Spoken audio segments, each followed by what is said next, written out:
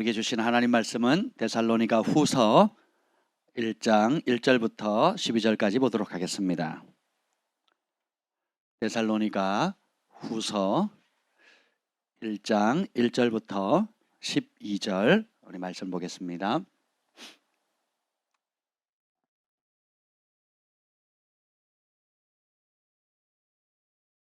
찾으셨습니까? 아멘. 우리 두 절씩 교독하겠습니다.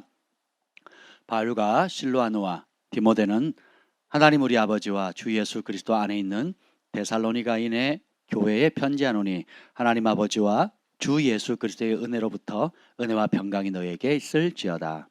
형제들아, 우리가 너희를 위하여 항상 하나님께 감사할지니 이것이 당연함은 너희의 믿음이 더욱 자라고 너희가 다 각기 서로 사랑함이 풍성함이니, 그러므로 너희가 견디고 있는 모든 박해와 환난 중에서 너희 인내와 믿음으로 말미암아 하나님의 여러 교회에서 우리가 친히 자랑하노라. 이는 하나님의 공의로운 심판의 표요 너로 하여금 하나님 나라에 합당한 자로 여김을 받게 하려 함이니 그 나라를 위하여 너희가 또한 고난을 받느니라. 너희로 환난을 받게 하는 자들에게는 환난으로 갚으시고 환난을 받는 너희에게는 우리와 함께 안식으로 갚으시는 것이 하나님의 공이시니, 주 예수께서 자기의 능력의 천사들과 함께 하늘로부터 불꽃 가운데 나타나실 때에 하나님을 하나님을 모르는 모르는 자들과 우리 주 예수의 복음에 복종하지 않는 자들에게 형벌을 내리시리니, 이런 자들은 주의 얼굴과 그의 힘의 영광을 떠나 영원한 멸망의 형벌을 받으리로다. 그날에 그가 강림하사 그의 성도들에게서 영광을 받으시고 모든 믿는 자들에게서 놀랍게 여김을 받으시리니 이는 우리의 증거가 너희에게 믿어졌습니다. 이러므로 우리도 항상 너희를 위하여 기도함은 우리 하나님이 너희를 그 부르심에 합당한 자로 여기시고 모든 선을 기쁨과 믿음의 역사를 능력으로 이루게 하시고, 우리 하나님과 주 예수 그리스도의 은혜대로 우리 주 예수의 이름이 너희 가운데서 영광을 받으시고 너희도 그 간에서 영광을 받게 하려 함이라. 아멘. 아멘. 성령 하나님 환영합니다. 오늘 이 밤에도 주님의 영으로 우리를 사로잡아 주시옵소서. 주님의 말씀 앞에 우리가 겸손히 섭니다. 주님, 지혜와 계시의 영을 주사 하나님이 말씀을 깨닫게 하여 주시고 이 말씀 안에 있는 하나님의 뜻과 또 생명과 능력과 계획을 우리가 다 누리게 하여 주시옵소서. 듣는 마음을 허락하여 주시옵소서. 우리의 생각과 또 우리의 방법과 우리의 길을 내려놓습니다. 여호와를 경외하며 그의 길을 걷는 자는 복이 있도다 하셨사오니 오늘 이 밤에 주의 길을 우리에게 비춰 주시옵소서. 여호와의 영이 나를 통해 말씀하시며 그 말씀이 내 혀에 있다는 그 은혜를 오늘 이 밤에 강력하게 부어 주시옵소서. 하나님 실시간으로 함께 하나님 앞에 예배드리는 사모하는 주의 심령들 가운데 주님 이 시간에 예수님의 이름으로 간구하오니 말씀하여 주옵소서. 치유하여 주시옵소서. 기적을 행하여 주시옵소서. 하나님 놀라운 말씀의 능력을 체험하는 밤 되게 하여 주옵소서. 예수님의 이름으로 기도합니다. 아멘. 메리 크리스마스. 언제부터 이런 인사를 해야 되는지 저는 잘 모르겠어요.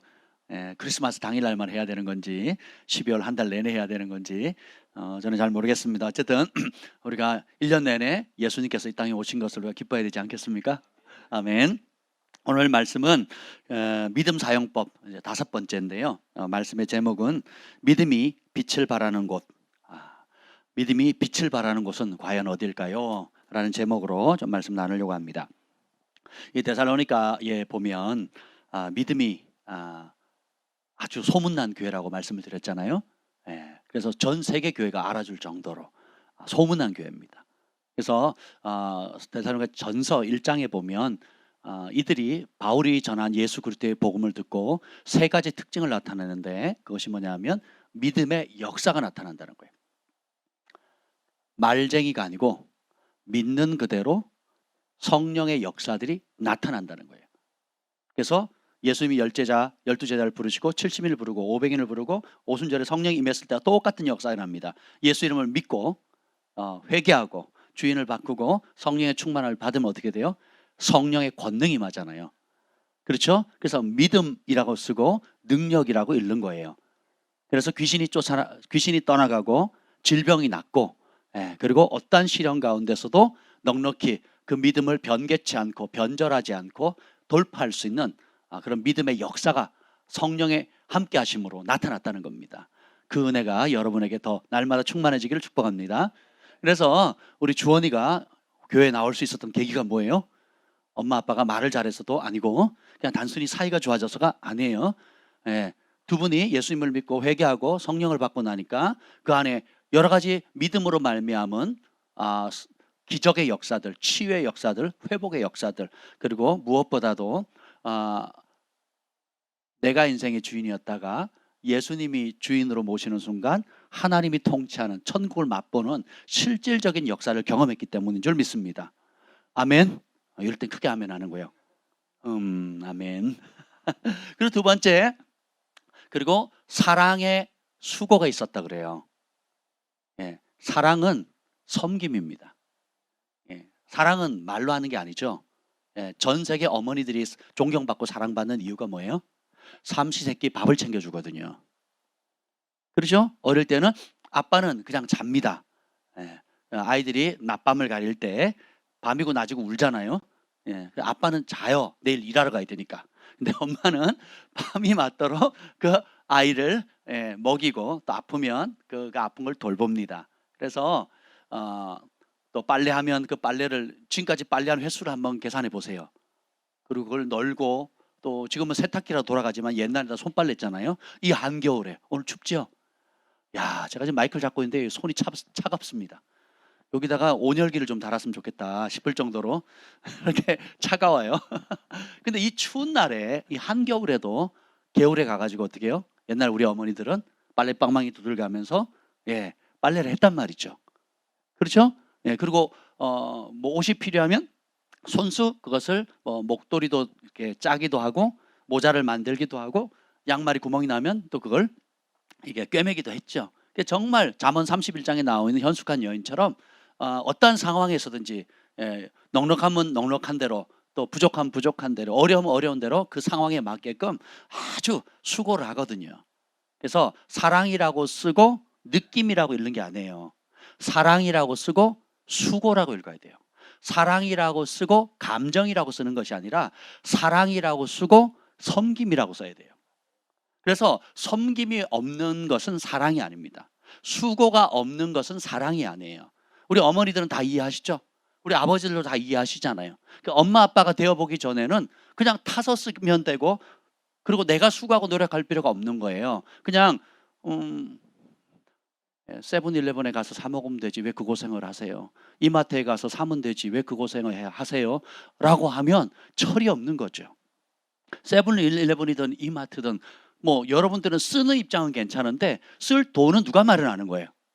엄마 아빠가 고생하는 거예요. 생고생하는 거예요. 새벽부터 저녁 늦게까지. 알바해보니까 기분이 어떻습니까? 우리 청년들 알바. 여러분들이 교회 오면 목요일 날 맛있는 밥 있고 토요일도 누가 또 열심히 준비를 합니다. 주일날도 열심히 준비하잖아요. 그렇죠? 그런데 누군가의 희생이 있거든요.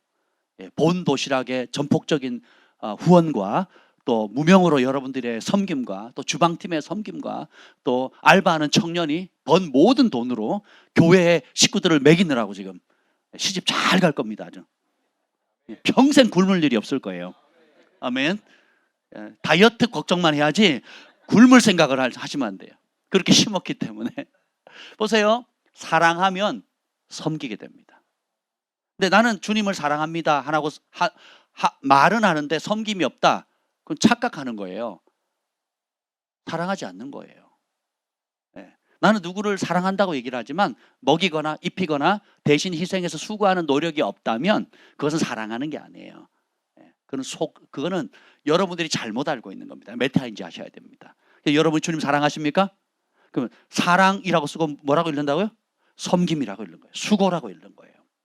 근데 사랑하는데 섬김과 수고가 없다. 많은 그리스도인들이 이기적으로 자기중심 생활을 합니다. 그러니까 나를 편하게 해주는 교회가 좋은 교회고 나를 불편함이 없게 하는 설교가 좋은 설교라고 생각해요. 그래서 내가 어떤 부딪힘이 없고 편안하게 만들어주는 거. 그래서 우리 가정이 편안하고 우리 가정이 좋은 차를 사고 우리 가정이 좋은 집을 살고 우리 가정에 어려움이 없다 그러면 그게 좋은 하나님이라고 생각을 하는 겁니다. 근데 성경에 있는 수많은 교회들을 보면 환난과 핍박이 없는 교회가 없습니다. 예, 그리고 그 환난과 핍박 가운데서도 사랑의 수고를 하거든요. 그러니까 존경을 받는 겁니다. 저런 상황에서, 저런 어려움 가운데서도 오히려 저렇게 괴롭히는 원수를 향해서 저렇게 긍휼을 베풀다니, 야, 이건 사람이 할 수 있는 게 아니다. 그렇죠. 우리는 성령으로 봉사하는 사람이거든요. 우리 힘으로는 안 됩니다. 예, 따라합시다. 나에게 답이 없습니다. 나에게 능력이 없습니다. 그러나 주께 있습니다. 그러니까 주님께 모든 게 다 있어요. 우리에게 필요한 지혜, 나에게 답이 없어요. 그 지혜 어원이 뭐라 그랬어요? 듣는 마음이라 그랬죠. 그러니까 나에게 답이 없으니까 겸손히 어떻게 해요? 모든 지혜, 모든 해답을 가지고 계신 주님께 듣겠다는 거예요.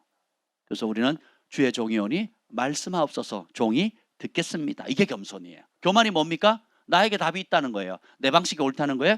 듣지 않겠다는 거예요. 그래서 내 고집을 피우겠다는 거죠. 우리가 그렇게 수십 년을 살아왔잖아요. 그렇죠? 나름 의미 있다고 생각하지만 시간이 갈수록 부패하거든요. 진리는 변함이 없고 생명의 능력을 바라지만 진리가 아닌 것들은 시간이 갈수록 썩어요. 악취납니다. 그리고 본인도 괴롭고 주변 사람을 괴롭히고 그 인생의 열매가 썩은 열매를 맺거든요. 그러니까 보세요. 지나고 나면 후회와 슬픔과 탄식밖에 없다라는 것입니다. 그래서 이 데살로니가 교회가 주님의 복음을 받았을 때 두 번째 소문났던 게 사랑함으로 수고했다라는 거예요. 이것이 정말 우리 자신을 영적 수준을 돌아보는 시금석이 되는 거예요.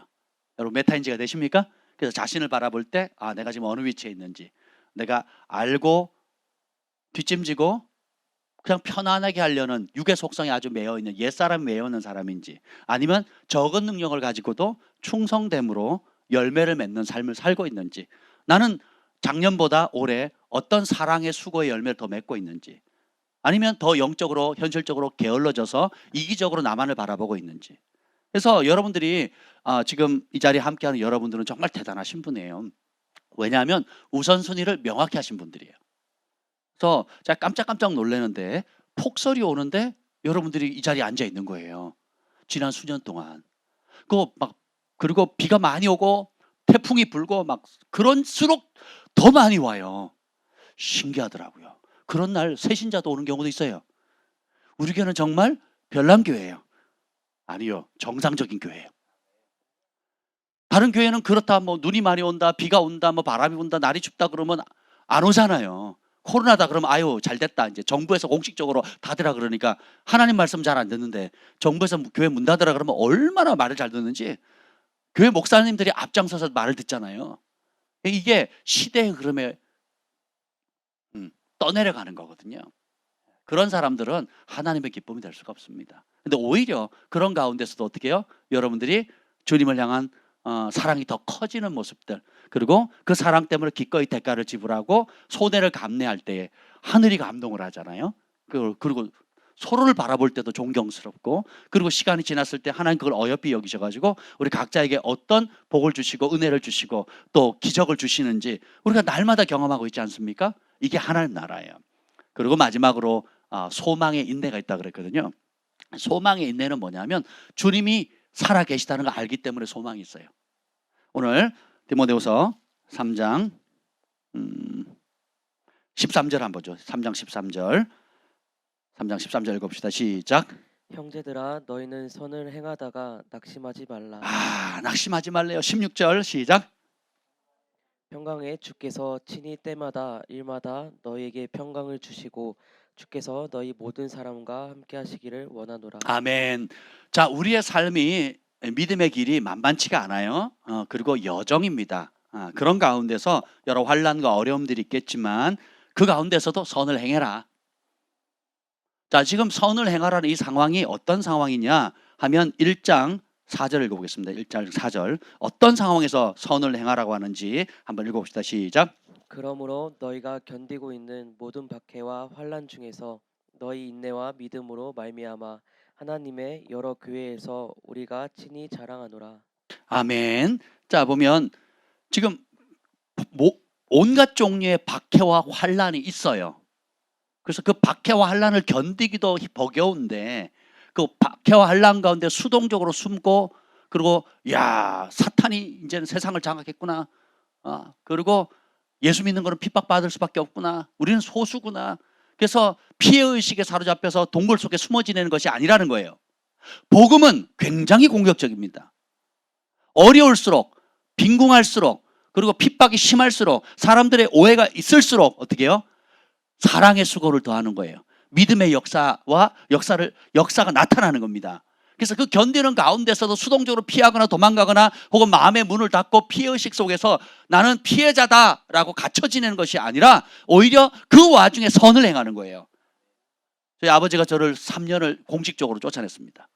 술만 드시면 쫓아내셨는데 저는 쫓겨난 그 다음날 가서 인사를 합니다. 그리고 한 번도 불순종해 본 적이 없어요. 우리 아버지가 제가 미친 줄 알았어요. 미친 줄. 얘가 진짜 광신자가 됐나 보다. 정신이 헷가닥했나 보다. 그래가지고 하루는 절친한 친구를 데리고 왔어요. 제일 친한 친구를 데리고 와가지고 친구를 증인 삼아가지고 이제 저를 이제 화나게 만들어가지고 덤비는 모습을 보여주려고 친구를 증인으로 세우고 이제 저를 불렀습니다. 또 마침 또 그때 저희 교회 성도들이 신방한다고 또 문 밖에서 기다리고 있었어요. 보세요. 문 밖에는 성도들이 기다리고 있고 그리고 안에는 저희 아버지의 친구가 기다리고 있는 거예요. 그리고는 저한테 이제 아버지가 이제 원래 같이 예배드리기로 했거든요. 아니, 예배드리기로 했다니까요. 그 신방하러 왔으니까 왔잖아요. 그럼 신방을 받아야 되잖아요. 그래서 성도들이 와가지고 밖에서 기다리고 있고 저는 이제 들어가 있는데 아버지는 다른 생각이 있었던 거죠. 그래가지고 저한테 이제 온갖 험한 말을 다 하셨어요. 술을 안 드시고 처음으로. 그래서 친구 보고 잘 보라고. 얘가 어떻게 미쳤는지 한번 보라고. 그래서 막 퍼붓어요. 제가 얼마나 당황스러워요. 사실 예배들 신방 드릴 때 우리 집에서 처음으로 신방 드린 날이었거든요. 이거 얼마나 제 마음이 들떴겠어요. 얼마나 감사했겠어요. 그렇지 않겠습니까? 우리 아버지가 제사 지내고 막 쫓아내고 막 이랬던 분이 웃자다가 교회를 나오셨고 이제 신방을 받겠다고 했는데 밖에서 사람들이 기다리고 있고 교회 분들이 기다리고 있고 안에는 그 절친한 친구 가장 오래된 친구 지금도 연락하고 있는 그런 친구분이 계시는데 저는 막 마음이 막 들떠가지고 갔는데 웬걸요? 이제 완전 분위기가 바뀌었죠. 그래가지고 아버지가 막 뭐라 하시는 거예요. 그래서 말도 안 되는 빌미를 잡고 말도 안 되는 걸 가지고 공격을 하시더라고요. 그래서 아니 밖에 지금 기다리고 있다고 그러니까 나가 막 하면서 뭐라고 하셨어요. 그래서 제가 어떻게 했는지 아세요? 뭐라고 하시길래 가만히 듣고 있다가 주님 속으로 어떻게 해야 되죠? 기도하는데 순종해라 그러시더라고요. 그래서 뭐라 하시길래 가만히 다 들었습니다. 그 소리를 다 듣고는 말씀 다 하셨죠. 그래서 뭐라 막 화를 내시길래 저희 아버지가 술을 드시면 그렇게 하셔도 맨정신엔 그런 적이 없거든요.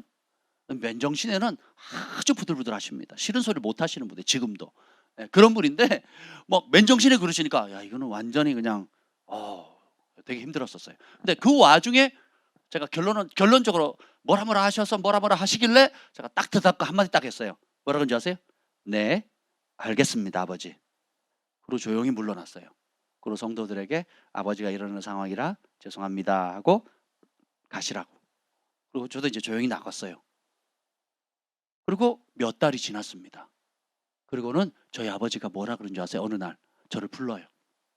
나는 네가 교회 다니고 미친 줄 알았다. 하는 행동이나 뭐 하는 거 보면 미친놈인 줄 알았다. 근데 내가 그날 네가 미치지 않았다는 거를 내가 깨달았다. 그날 나는 내가 일부러 그랬다. 그리고 네가 뒤집어서 내 친구가 보는 앞에서 뒤집었고 거역하고 반항함으로 인해서 그 친구가 증인이 되고 그걸 빌미 삼아서 이 교회는 나쁜 교회고 광신도들의 교회고 비정상적인 교회고 내 아들이 거기에 빠진 거다라는 것을 증명해 보려고 했었다는 거예요. 근데 반대로 온유하고 겸손함으로 순종하는 그 모습을 보고 충격을 받았다는 거예요. 그러면서 하시는 말씀이 내가 교회를 나가도 되겠느냐? 교회를 나가고 싶다 그러셨어요. 그래서 제가 할렐루야 그랬습니다. 아멘. 그래서 진짜로 교회를 나가셨어요. 그리고 다시 핍박은 시작됐죠. 그것이 계속 반복되긴 했지만 큰 전환점이 됐거든요. 바울이 복음을 전할 때 이런 얘기를 합니다. 다 이제 예수님을 안 믿는 사람들 가운데 아내가 먼저 예수를 믿게 돼요. 그러면 남편이 핍박을 하잖아요. 그 심지어 이혼하자고 얘기까지도 합니다. 예, 그런 어려움을 겪으면서 그 아내에게 이렇게 얘기를 합니다. 남편이 같이 살기를 좋아하거든 이혼하지 마라. 지켜라 하면서 뭐라 그러냐면 너희가 아내 된 너희들이요 너희가 하는 말로 그 영혼을 구원하는 것이 아니고 너희가 하는 그 행실과 섬김으로 그 영혼을 구원할지 누가 아느냐. 사라가 아브라함을 주라고 섬겼던 것처럼 해산의 고통의 수고를 통해서 그 영혼을 구원하라 그러거든요. 근데 많은 사람들이 그걸 몰라요. 우리 여성분들이 잘하는 은사, 타고난 은사가 뭐예요? 수다 사역 연사잖아요. 여름 수련을 가도 그 좋은 바닷가에 가서도 물속에 안 들어갑니다. 커피숍에 가가지고 몇 시간 동안 수다하잖아요. 며칠 전에 제가 쉬고 싶다 그랬어요. 우리 김 목사님께. 그러면 쉬러 가자고. 근데 서로 얘기를 하다 보니까 전혀 다른 방향이에요. 우리 김 목사님의 쉼은 뭐냐? 영적으로 통하는 사람들끼리 은혜로운 얘기를 나누는 거예요. 이게 쉼이에요. 저는요 모든 일로부터 벗어나서 그냥 아무 생각 없이 낚싯대 던져놓고 바다를 구경하는 게 쉼이에요. 이거 이해가 되시죠? 근데 이렇게 마음과 마음이 통하는 사람들하고 얘기를 하면 쉼이 온다는 거예요. 물론 저도 그렇게 쉼을 얻죠. 그런데 제가 원하는 쉼은 그냥 쉬는 거예요. 운동을 열심히 하든지 그러니까 모든 주변 생각을 다 잊어버리고 땀 흘리면서 운동을 하든지 아니면 방해하는 것 없이 그냥 편안하게 말 육체적으로 환경적으로 이게 쉼을 갖는 게 쉼인데 그래서 제가 많이 다르구나 이런 생각을 했습니다. 그래서 앞으로 쉼을 구분해서 이렇게 잘 사용하기로 그렇게 결정했습니다. 어찌되었든 간에 초대교회도 문제는 뭐냐면 과부들이나 혹은 늙은 여자분들이 이제 아이들 다 키워놓고 뭐 더 이상 할 게 없잖아요. 그러니까 어떤 일을 하면 집집마다 돌아다니면서 수다 사역을 한 거예요. 이 수다 사역이 살리고 덕이 되고 위로하고 소망을 주는 게 아니고 험담하고 부정적인 얘기를 하고 그리고 무너뜨리는 얘기를 함으로 인해서 초대교회마다 교회마다 엄청난 문제거리가 된 거예요. 그래서 바울이 아예 지침을 내렸습니다. 그렇게 돌아다니면서 떠들지 말라고.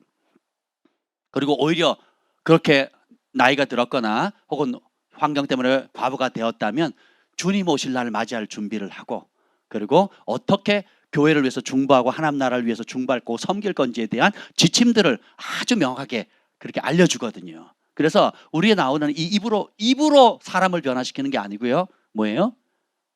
해산의 수고와 같은 섬김으로. 그래서 사랑의 수고, 사랑이라고 쓰고 느낌이라고 읽는 게 아니라 그랬어요. 사랑이라고 쓰고 뭐라고 읽어요? 섬김과 수고로 읽으셔야 돼요. 그게 성경적입니다. 잠언 31장의 현숙한 여인은 뭐예요? 결국은 새벽부터 저녁까지 잠시도 쉴 틈이 없잖아요. 왜요? 지압이 남편을 사랑하고 자녀를 사랑하고 또 그리고 잠언의 특징이 뭐냐면 왕이 왕자들을 위해서 쓴 거거든요. 그러니까 로얄 패밀리를 위해서 쓴 거예요. 그래서 여러분 잠언서를 읽을 때에 그냥 뭐 좋은 덕담이나 격언을 썼다고 읽으시면 안 돼요. 다윗 왕이 아들 솔로몬에게 가르쳤던 그 하나님의 계시로 받은 많은 주옥 같은 말씀들, 그리고 솔로몬이 지혜를 받아가지고 그 솔로몬이 받은 지혜를 인생의 성공 실패를 다 집대성해가지고 성령으로 말미암은 계시예요. 그러니까 덕담이 아니에요, 여러분. 혹은 좋은 격언이 아닙니다. 성령께서 주신 계시로 주신 하나님의 말씀이에요. 여러분들이 그냥 요건 좋고 저건 나쁘고 이건 마음에 들고 안 들고 이런 식으로 받으시면 안 돼요. 격언으로 받으시면 안 된다니까요. 그래서 그 잠언 31장도 뭐 잠언 전체가 그렇지만 특별히 31장에 그 여성의 특징을 보면 하나님이 인정한 하늘이 주목하는 여성들의 특징을 보면 그와 같다는 고운 것도 헛되고 아름다운 것도 헛되나 오직 여호와를 경외하는 자는 칭찬을 받으리라 했을 때 그 칭찬을 하는 목록들을 쭉 보세요. 지금 여러분들이 저희 교회에서 훈련받는 내용들입니다. 자원해서 섬기고 그리고 보이지 않는 수고를 하고 일찍 오고 늦게 가고 그리고 나의 이 희생과 헌신을 통해서 많은 사람들이 편리함과 편안함과 평강과 유익을 그리고 배부름을 누리게 되잖아요. 요게 정상적으로 가는 거예요.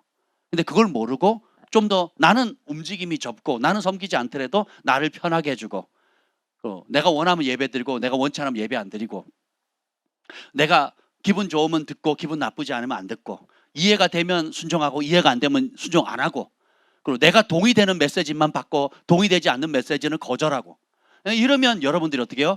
미혹의 길을 가게 되는 겁니다. 오늘 그 데살로니가 후서 2장에 보면 그게 딱 나오죠.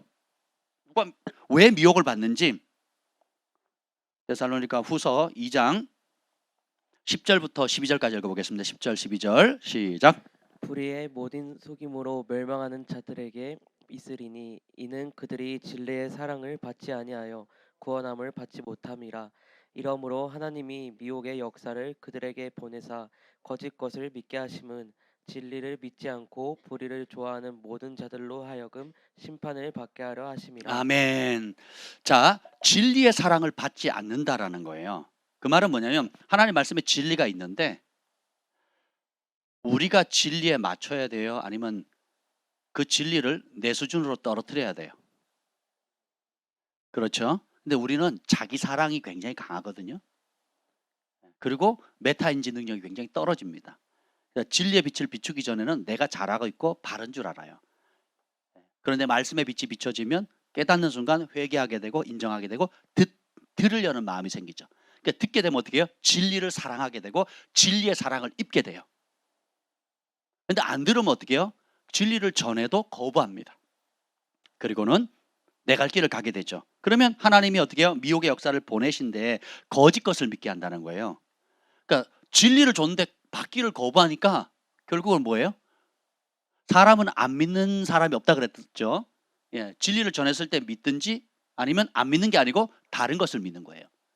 진리가 아닌 다른 것을 믿는 걸 뭘 믿는 거예요? 거짓을 믿는 거거든요.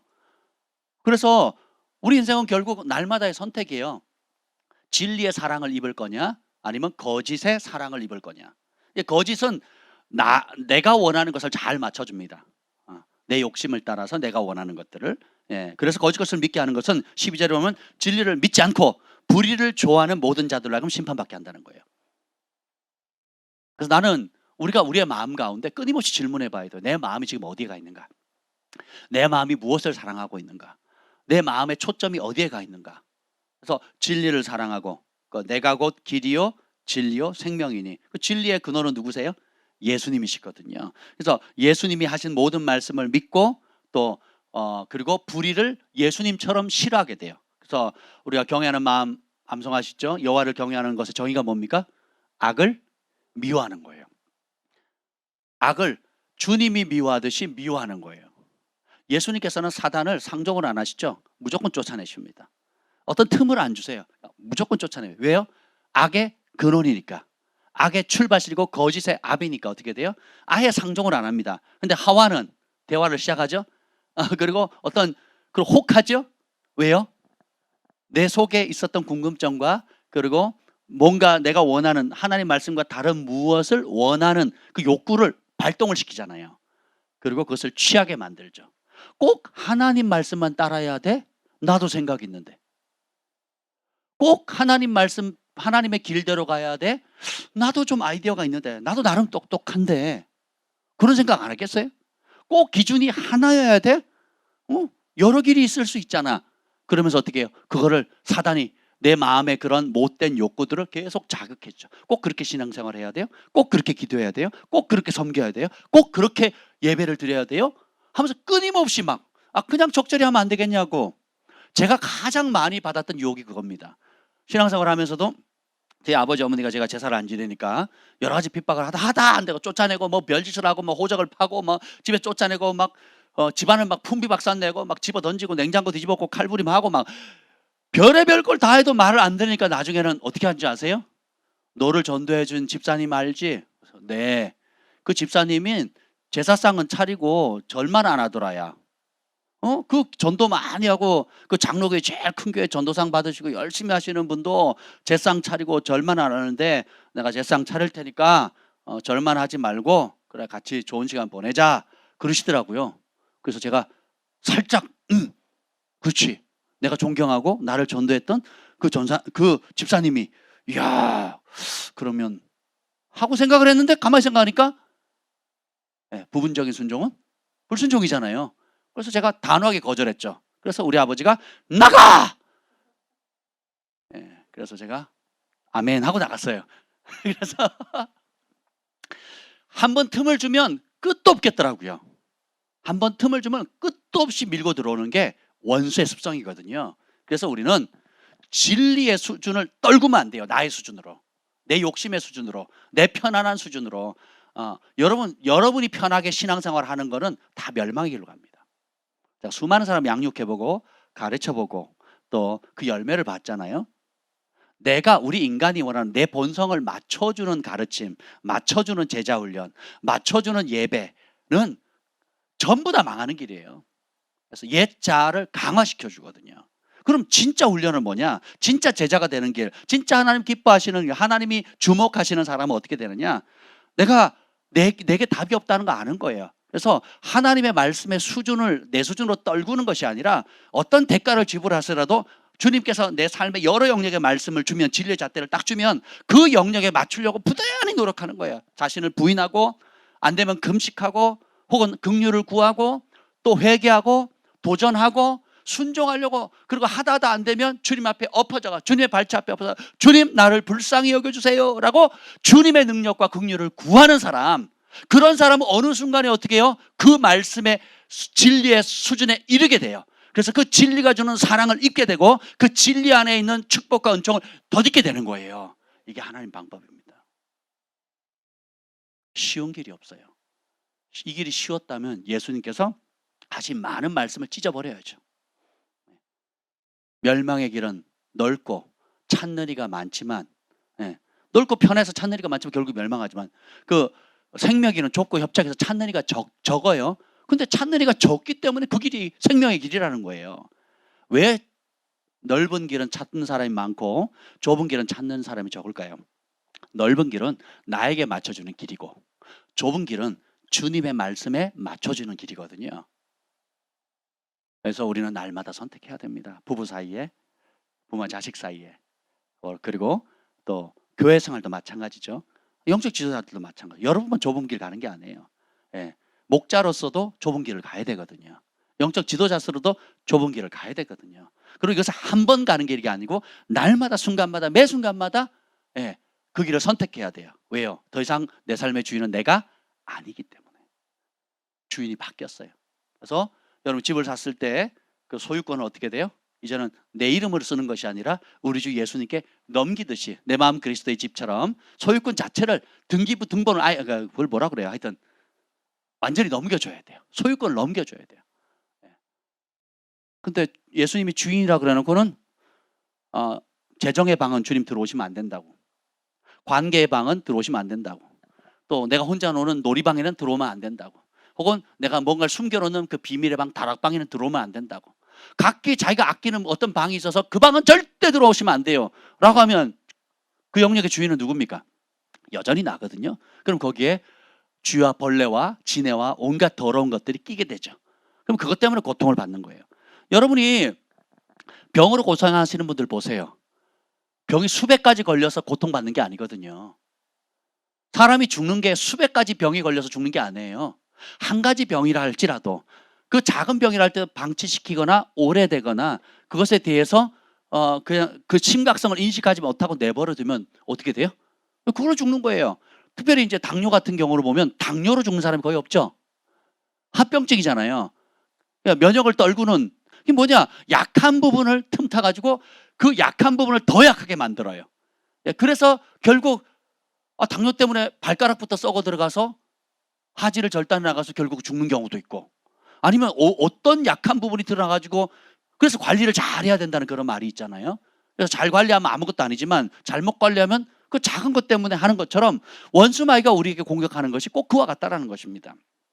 우리의 삶의 영역에 있어서 여러분들이 부분적인 순종이나 반쪽짜리 순종, 혹은 주님께 주권을 드릴 때 반쪽만 넘겨드리면요, 여러분들이 당뇨병처럼 굉장히 치명적으로 우리의 연약함을 공격해서 그것이 결국은 우리의 영혼까지 앗아갈 수 있을 정도로 치명적일 수 있다는 겁니다.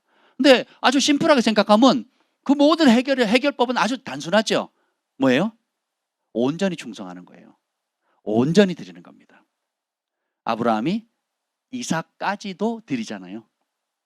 예, 이삭까지도 드리거든요. 얼마나 그 드리는 걸 열중했다면 이제 묶어놓고 단위에서 이제 칼을 들어서 죽이려고 할 때에 천사가, 하늘의 천사가 불러야 아브라함아 이렇게 부르지 않아요. 아브라함아, 아브라함아, 아주 급하게 불러요. 왜요? 이 아브라함이 하나님께 기쁘시게 했던 유일한 게 뭡니까? 하나님을 믿으니 그것이 하나님께 의롭게 여기셨다 그랬잖아요. 그러니까 결단을 하면요, 이분은 막히는 게 없는 거예요. 그래서 자기 자식이라 드리기를 결정을 했어요. 묶어놓고 이제 각을 떠 죽어야 되는 칼을 치열한 상황인데 너무 순종하는 일에 열중했기 때문에 천사라도 급하게 말리지 않으면 벌써 이제 할 때 찌를 분위기예요. 그렇게 순종이 빠른 사람입니다. 자기 자식을 하나님 바치라 그러는데 아내와 상담을 해요, 안 해요? 안 하거든요. 어떤 순종의 영역은 누구의 상담도 필요 없을 때가 있습니다. 하나님께 주님께서 명확히 들었을 때는 그 주님의 음성을 제일 크게 들어야 되는 거예요. 아브라함이 원숙했을 때, 그리고 하나님과 수많은 경험 가운데 영적인 성숙을 이뤘을 때 어떤 이제 더 이상 누릴 게 없고 더 이상 바랄 게 없을 정도로 큰 복을 받았잖아요. 근데 그때 주님께서 말씀하시거든요. 내가 너의 지극히 큰 상급이다. 내가 너의 방패다. 내가 너의 상급이지 이삭이 너의 상급이 아니다 라는 거예요. 그걸 알려주잖아요. 그걸 통해서 결국은 뭐예요? 아브라함은 자기 독자를 안 죽였지만, 하나님 말리셨지만, 하나님은 자신의 독생자이신 예수님을 죽이셔서 온 인류의 죄를 하는 그런 모형이 되도록 하잖아요.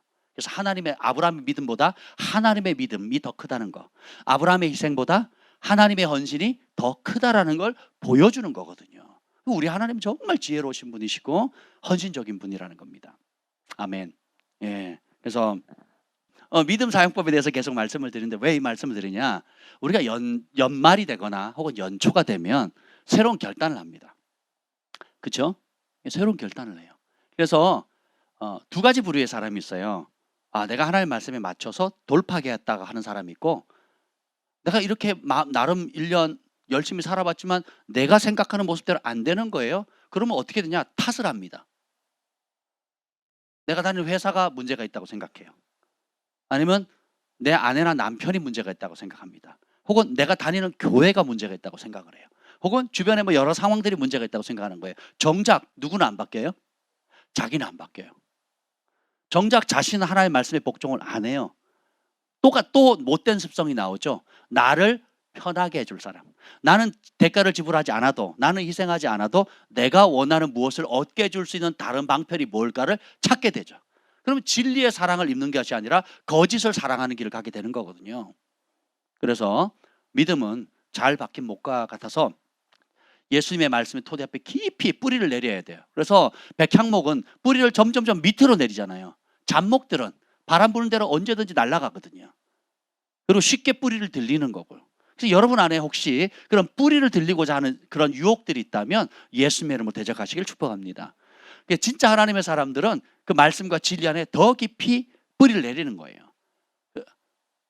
그러면 오늘 이 말씀의 제목처럼 이 믿음이 어디서 빛을 발할 것인가, 오늘 그걸 좀 살펴보려고 합니다. 오늘 1장 3절에 보면 3장 5절이네요. 3장 5절.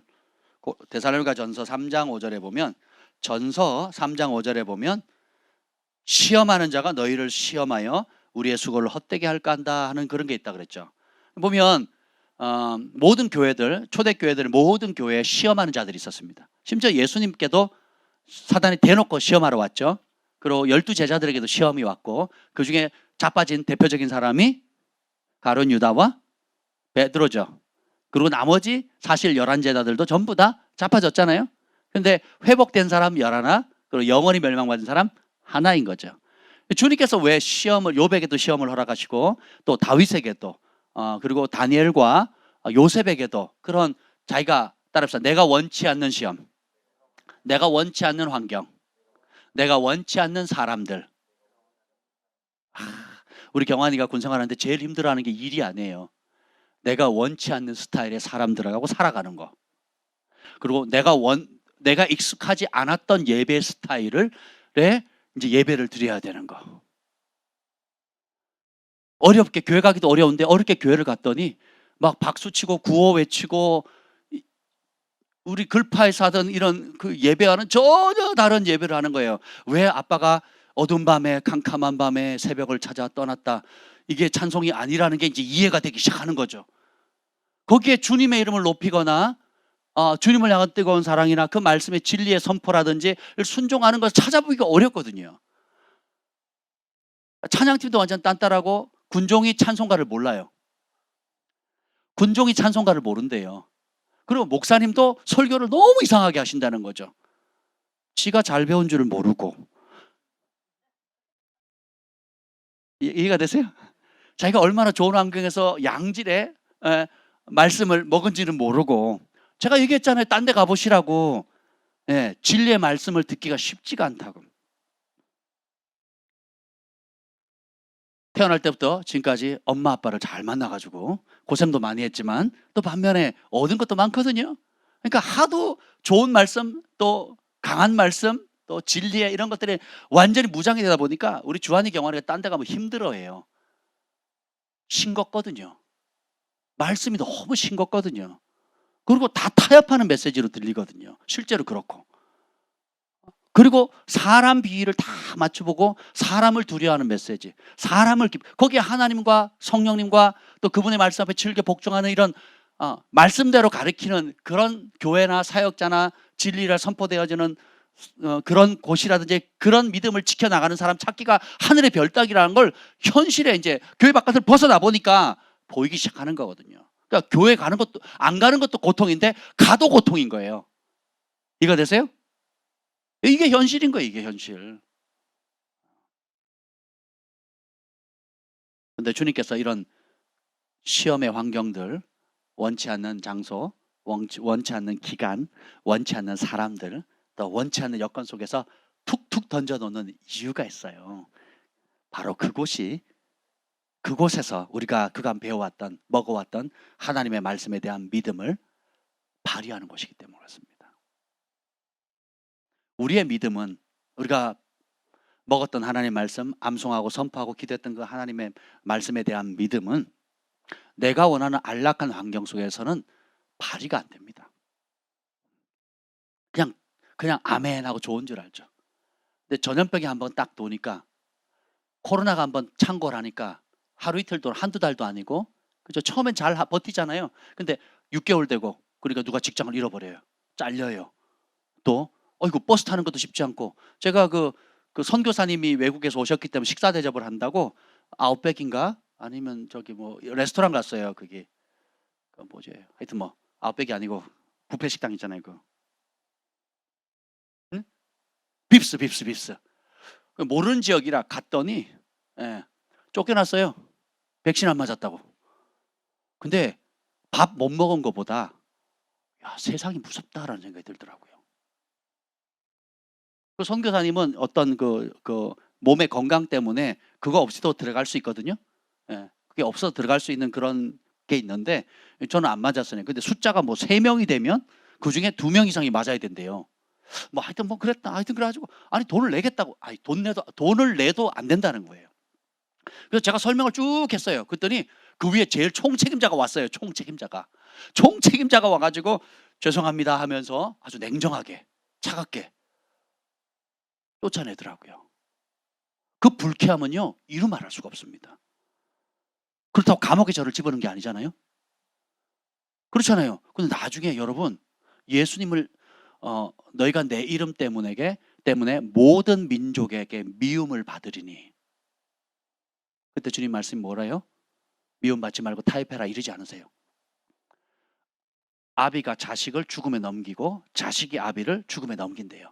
형제가 형제를, 자매가 자매를, 가족이 가장 가까운 친족들이 예수 이름 때문에 죽음에 넘겨준대요. 북한 사회도 아니고. 근데 이 코로나 시점을 통해서 여러분 많이 겪으셨잖아요. 백신이 뭐길래 안 맞았다고 얼마나 눈치를 줍니까? 사회 전반에 버스도 못 타게 하고요. 지하철도 뭐 온갖 불이익을 다 주지 않습니까? 그렇죠? 그래서 많은 크리스천들도 제가 아는 교회 목사님 청년이 그 삼성에 다녔는데 그 삼성에서 무슨 일을 하느냐, 백신을 맞았는지 안 맞았는지 동선 파악하는 임무를 한대요. 무섭죠. 그래서 동선이 다 파악이 된대요. 그러니까 본인이 그 일을 하고 있으니 교회에 나올 수 있어요, 없어요? 못 나오는 거래요. 그래서 2년을 못 나왔대, 2년을.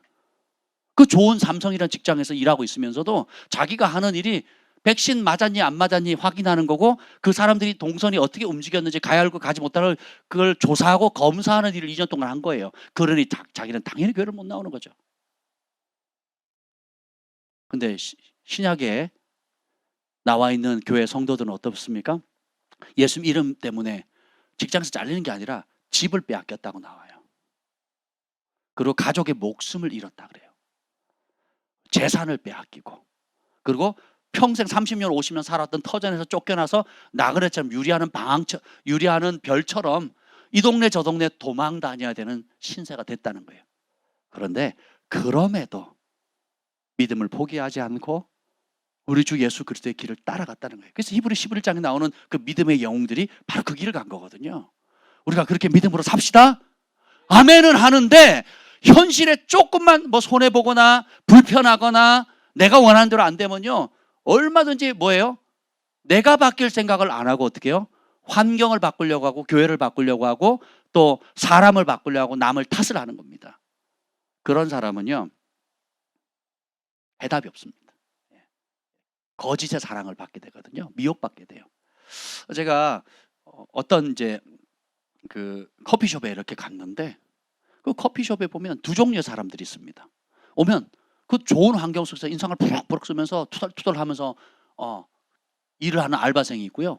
환경도 열악하고 좁은데 빵긋빵긋 웃으면서 밝게 안녕하세요. 네, 감사합니다. 커피 이렇게 뭐 이런 거 좋아하시죠? 제가 기억하고 있어요. 와주셔서 감사합니다. 하고 막 안녕히 가세요. 막 이러면요, 그 사람은요 어딜 가도 그것을 그 어두운 환경을 밝게 만드는 능력이 있는 거거든요. 근데 이런 능력이 없는 사람은 어떻게 해요? 아무리 좋은 환경 속에 좋은 대우를 받아도요, 늘 어떻게 해요? 불평에 원망에, 그러면서 세상을 어둡게 만들어 버리거든요. 우리 믿음의 사람도 더욱 그러합니다. 우리는 요셉처럼 감옥에 집어넣어도 종살이를 해도 혹은 실패의 자리에 있어도 억울한 자리에 있어도 성공의 자리에 올라가도록 낮아지든 부하든 상관없이 한결같은 거예요. 하나님 앞에 살거든요. 하나님 바라보고 살아가거든요. 하나님을 가장 두려워하거든요. 그때 믿음이 발휘하는 겁니다. 오늘 여기 보면 다시 후설로 가면 후서 4절 1장 4절입니다. 1장 4절 시작. 그러므로 너희가 견디고 있는 모든 박해와 환난 중에서 너희 인내와 믿음으로 말미암아 하나님의 여러 교회에서 우리가 친히 자랑하노라. 사도들이 봤을 때도 자랑하고 싶은 게 있어요.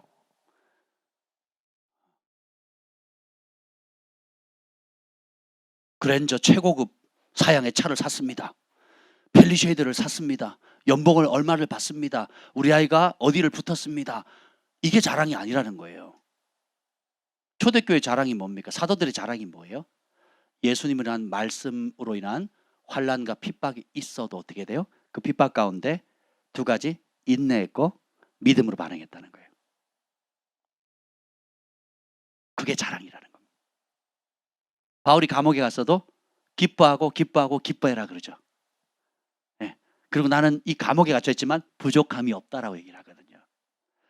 오히려 감옥 바깥에 있는 자유롭게 사는 사람들을 위로합니다.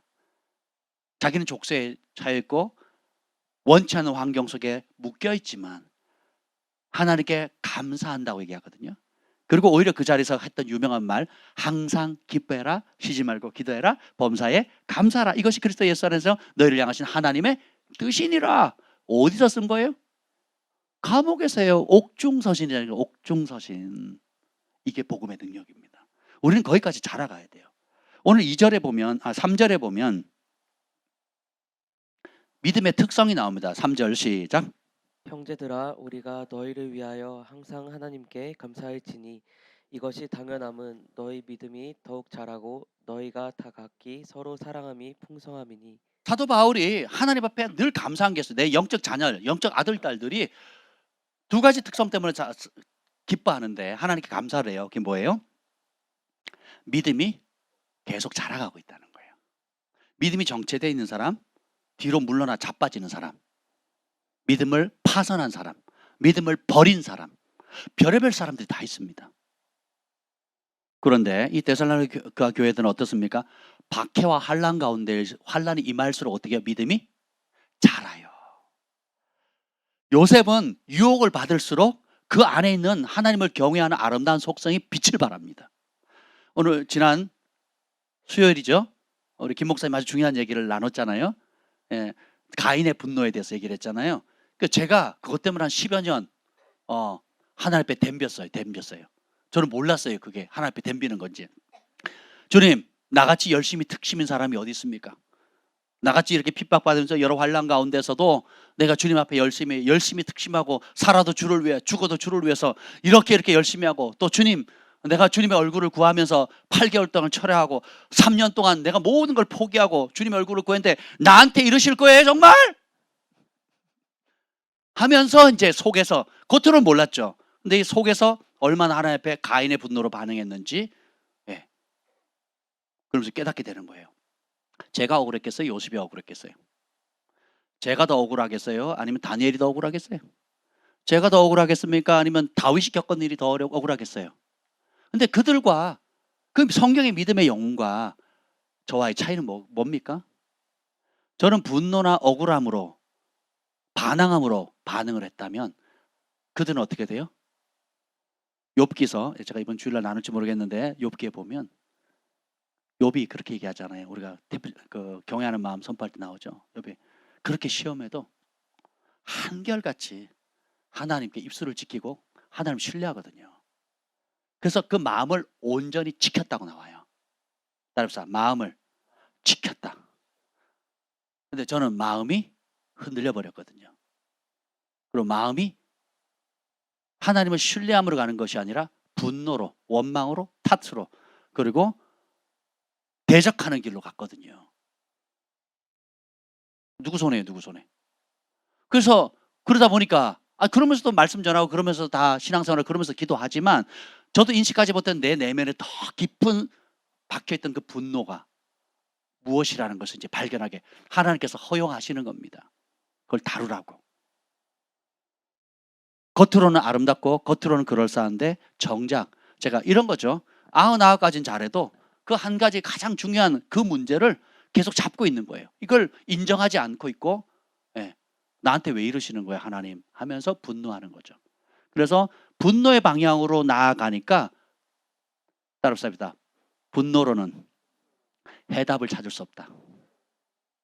들이받고 내가 원하는 대로 해보고 원망불평을 해봐도 해답이 없어요. 더 악화시킬 뿐이더라고요. 그래서 결국은 어떻게 해요? 깨달았죠. 성령께서 깨닫게 해주시는 거예요. 너의 의로 이것이 옳고 저것이 잘못됐고 또 하나님을 네 의로 평가한다할지라도 답이 없다라는 거. 하나님이나 주변 환경이 바뀌어야 될 것이 아니라 내 마음이 바뀌어야 된다는 걸 알게 해주신 거예요. 저에게 한 친구가 있는데 그 친구도 참 어려움을 당해서 예수님을 믿고 부모님을 전도해야 되는데 아직 어머니 아버지가 예수를 믿지 않았는데 어머니가 안 믿는 상태로 돌아가신 거예요. 성령 충만하고 뜨거웠는데 어머니가 안 믿는 상태에 돌아가니까 그 분노가 이루 말할 수가 없는 거예요.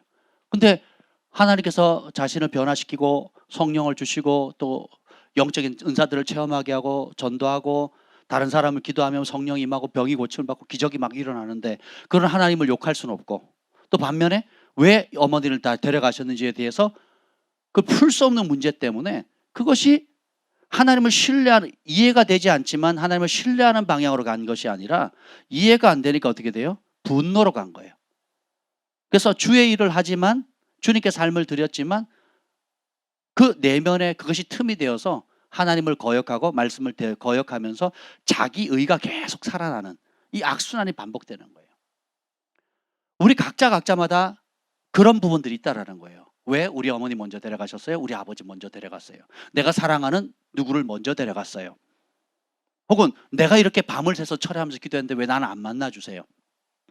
왜 나는 더 많이 열심을 내고 특심을 내는데 저렇게 게으르고 아무것도 안 하는 사람처럼 행복을 못 누리는 겁니까? 부터 시작해가지고 우리 자녀는, 우리 남편은, 우리 아내는 뭐 온갖 것들이 다 있어요. 이유를 불문하고 우리는 욥을 본받아야 됩니다. 주신 분도 여호와시오, 가져가신 분도 여호와라는 거예요. 그래서 하나님, 이해되지 않을 때 하나님을 신뢰하는 법, 그리고 내 이성의 영역을 넘었을 때 왜 나에게 이런 아버지, 이런 어머니, 이런 환경, 이런 가족을 주셨습니까?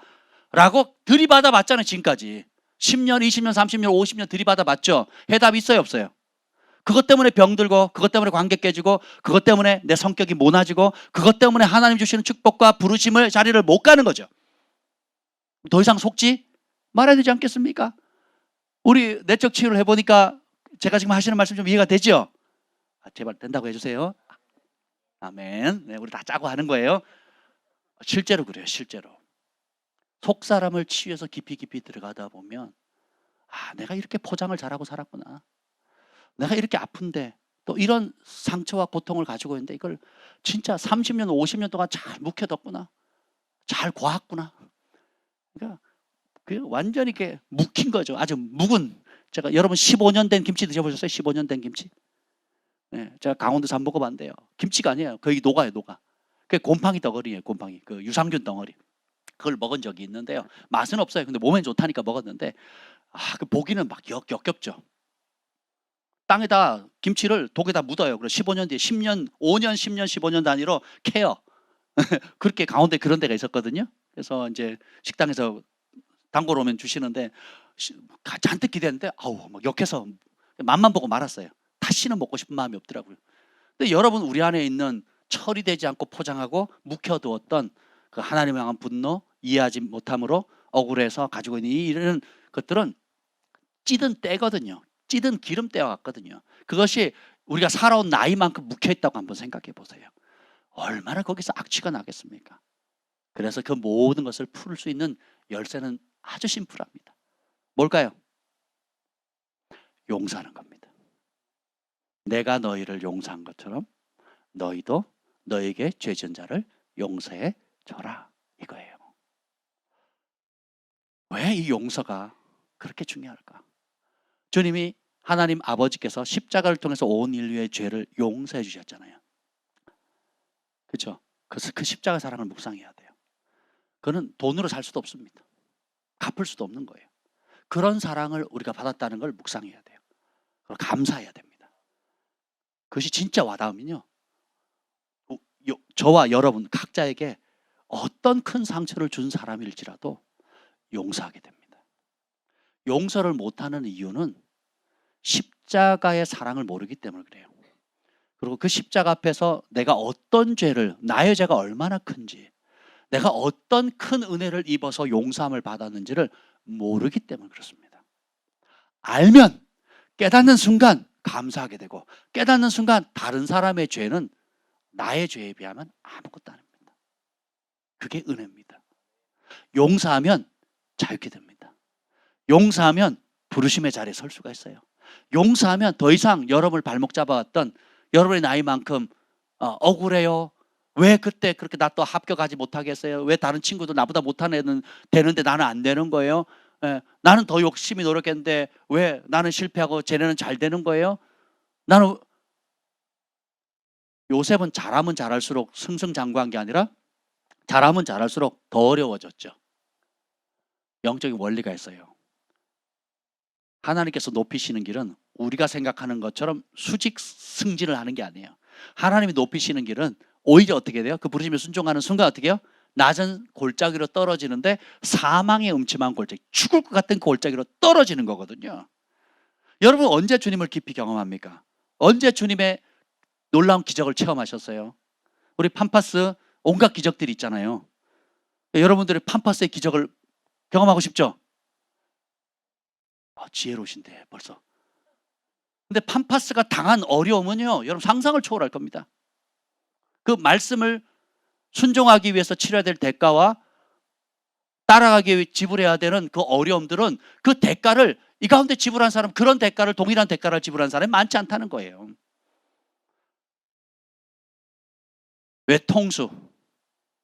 외통수의 길을 여러 번 경험했거든요. 재정의 외통수, 건강의 관계, 또 한맺힘에 모든 그런 외통수의 길에서 죽을 것 같고 분노가 일어나고 어쩔 바를 모르고 안절부절하고 뭐 염려스럽고 할 때에 목사님 어떻게 하면 됩니까? 하나님 뜻이 뭡니까? 하나님 내가 무릎 꿇습니다. 안 되면 금식이라도 합니다. 아버지의 뜻에 내가 순종하기를 결정합니다. 하고 그 싸움을 돌파했거든요. 순종했거든요. 대가를 지불했거든요. 하나님이 어여삐 여기시는 거예요. 약속하신 그대로 주님께서 기적을 베풀어 주시는 거예요. 우리가 본받아야 되지 않겠습니까? 야, 이런 순종과 간증이 있다는 게 우리 그리스도의 몸 안에, 우리 걸파 가족 안에 얼마나 도전이 됩니까? 아멘.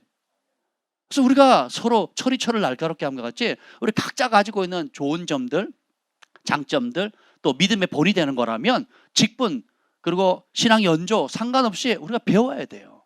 그래서 성경은 처음 된 자 나중되고 나중된 자가 처음 된다 그랬잖아요. 그럴 자가 많다 그랬단 말이에요. 우리가 주님을 알아갈수록 더 겸손해질 수밖에 없는 거예요. 처음 됐는데 나중 돼버리면 안 되잖아요. 그죠? 근데 나중 됐는데 처음 된다 그래 기분 좋잖아요. 그럴 자가 많다고. 근데 시간 지나면 나도 처음 된 자가 되는 거죠. 나중 온 사람보다. 그래서 우리는 끝까지 겸손의 길을 걸어가야 된다라는 겁니다. 난 내가 말해도 너무 똑똑한 말인 것 같아요. 근데 보세요. 주님께서 이런 환난과 핍박을 허락하신 이유가 우리의 믿음의 실제를 보게 하는 겁니다. 네, 봅시다. 이게 보면 참 재미있는 말씀이 있어요. 5절 읽어볼까요? 저는 이 말씀 듣고 조금 아이러니했습니다. 5절 시작.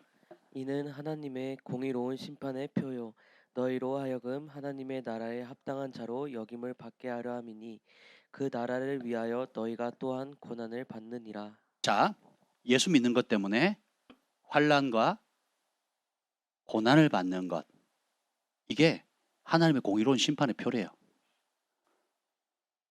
여러분이 저를 믿으니까 제가 여러분에게 환난과 고난을 줘요. 여러분을 저의 친구로, 양자로, 양아들로 삼았단 말이죠. 그래서 그 기념으로 환난과 고난을 주면 우리 육의 눈으로 보면 그거는 정상이 아닌 거예요. 아니, 교회 가면 행복한다는데, 교회 가면 복 받는다는데, 교회 가면 구원을, 천국을 보장해 준다는데, 그렇게 해서 왔는데 오니까 뭐예요? 환난과 고난이 기다리고 있다는 거죠. 근데 더 아이러니는 뭐예요? 이것이 하나님의 공의로운 심판의 표라는 거예요. 자, 이 심판이라는 것은요, 긍정적인 부분과 부정적인 부분이 같이 가지고 있는 중립적인 단어입니다. 하나님을 경외하는 자에게 이 심판이라는 단어는 정말 고대하는, 사모하는 단어가 되고요. 하나님을 경외하지 않고 내 마음대로 산 사람에게 이 심판이라는 단어는 무시무시한 단어입니다. 하나님 말씀에 순종한 사람들에게는 이 심판이라는 단어가 심판이라는 날이 영광스러운 날이고 가장 고대하는 날이고, 그리고 영원한 상급이 기다리고 있는 결산의 날인 거예요. 마치 장학생으로 지명돼 가지고 장학금 타는 날인 거예요. 그날. 제가 예전에 태백에 살 때에 각 학교에서 한 명씩 뽑아서 주는 영화문수 장학금이 있었습니다. 아산 장학회가 있었고요. 그 아산 장학회는 그 현대에서 주는. 그래서 제가 이제 학교 추천을 받아서 장학금을 계속 받았었습니다. 기분 되게 좋더라고요. 그래서 한번 우리 그 태백, 옛날에 황지라고 하는 곳인데, 그래서 태백에 있는 모든 장학생들이 모였어요. 그래가지고 대표자가 그때는 아마 영화문수였던 것 같은데 오셔가지고 이제 막 사진도 찍고 뭐 방송 매체에서 와서 막 하더라고요. 그래서 사진 찍고 그냥 왔는데 뭐 장학금 얼마 되지도 않았어요. 이렇게 생색을 내는지 어쨌든 간에, 근데 그 기쁨은 이루 말할 수가 없는 거죠. 그리고 제가 뭐 해달라 그런 것도 아니고 학교 선생님이 저 교회 다닌다고 그렇게 핍박했던 선생님들이 추천해가지고 저를 핍박하고 두들겨 팼던 선생님들이 추천을 했다니까요. 그래가지고 그 상을 받는데 나중에 아산 장학금을 받았는데 아산 장학금은 세더라고요. 좀 받으려면 좀 그런 영화문수 장학금 말고 아산 장학금을 받으셔야 돼요. 그러면 한번 장학금을 받고 보니까 아산 장학회에서 장학금 준다니까 기분이 어떻겠어요? 좋겠죠. 근데 대통령 표창을 받는다면, 국무총리상, 보세요. 만왕의 왕, 만주의 주께서 생명의 면류관, 의의 면류관, 우리 그리스도인들을 위해서 눈물 닦아주시는 그날을 마련한 날, 그날이 뭐예요? 하나님이 공의롭게 심판하시는 날이에요. 경외하는 자에게 그날은 가장 영예로운 날이고, 하나님을 무시하고 자기 마음대로 살고 욕심을 따라 자기중심적인 생활을 했던 사람들은 그날이 가장 무시무시한 날이 되는 거죠. 봅시다. 근데 하나님이 공의롭게 심판한다. 어떻게 심판하신대요? 6절 읽읍시다. 6절 시작. 너희로 환난을 받게 하는 자들에게는 환난으로 갚으시고. 아멘. 예수 믿는 것 때문에 비아냥거리고 그리고 온갖 못된 짓을 했던, 믿지 않는 사람, 핍박했던 사람, 환난을 끼쳤던 사람들은 그날이 환난 받는 날이라는 거예요. 영원한 환난을 받는다는 거예요. 반대로 7절. 환난을 받는 너희에게는 우리와 함께 안식으로 갚으시는 것이 하나님의 공이시니 주 예수께서 자기의 능력의 천사들과 함께 하늘로부터 불꽃 가운데 나타나실 때에. 아멘. 오히려 예수님의 이름 때문에 환난 받는 너에게는 안식, 주님의 나라, 주님의 품에서 쉼을 얻는다는 거예요. 뿐만 아니라 예수님께서 천사장들을, 앞서간 믿음의 성도들과 허다한 천사들과 믿음의 정인들이 함께 와서 재림하시는 그날에 주님께서 큰 상을 주신다는데, 이 상은 야고보서 1장에도 보면 아주 기가 막혀요. 우리 잠깐 보겠습니다. 야고보서 1장.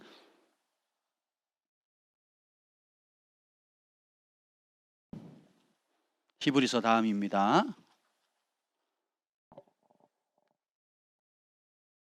야고보서 1장 12절이요. 1장 12절 시작.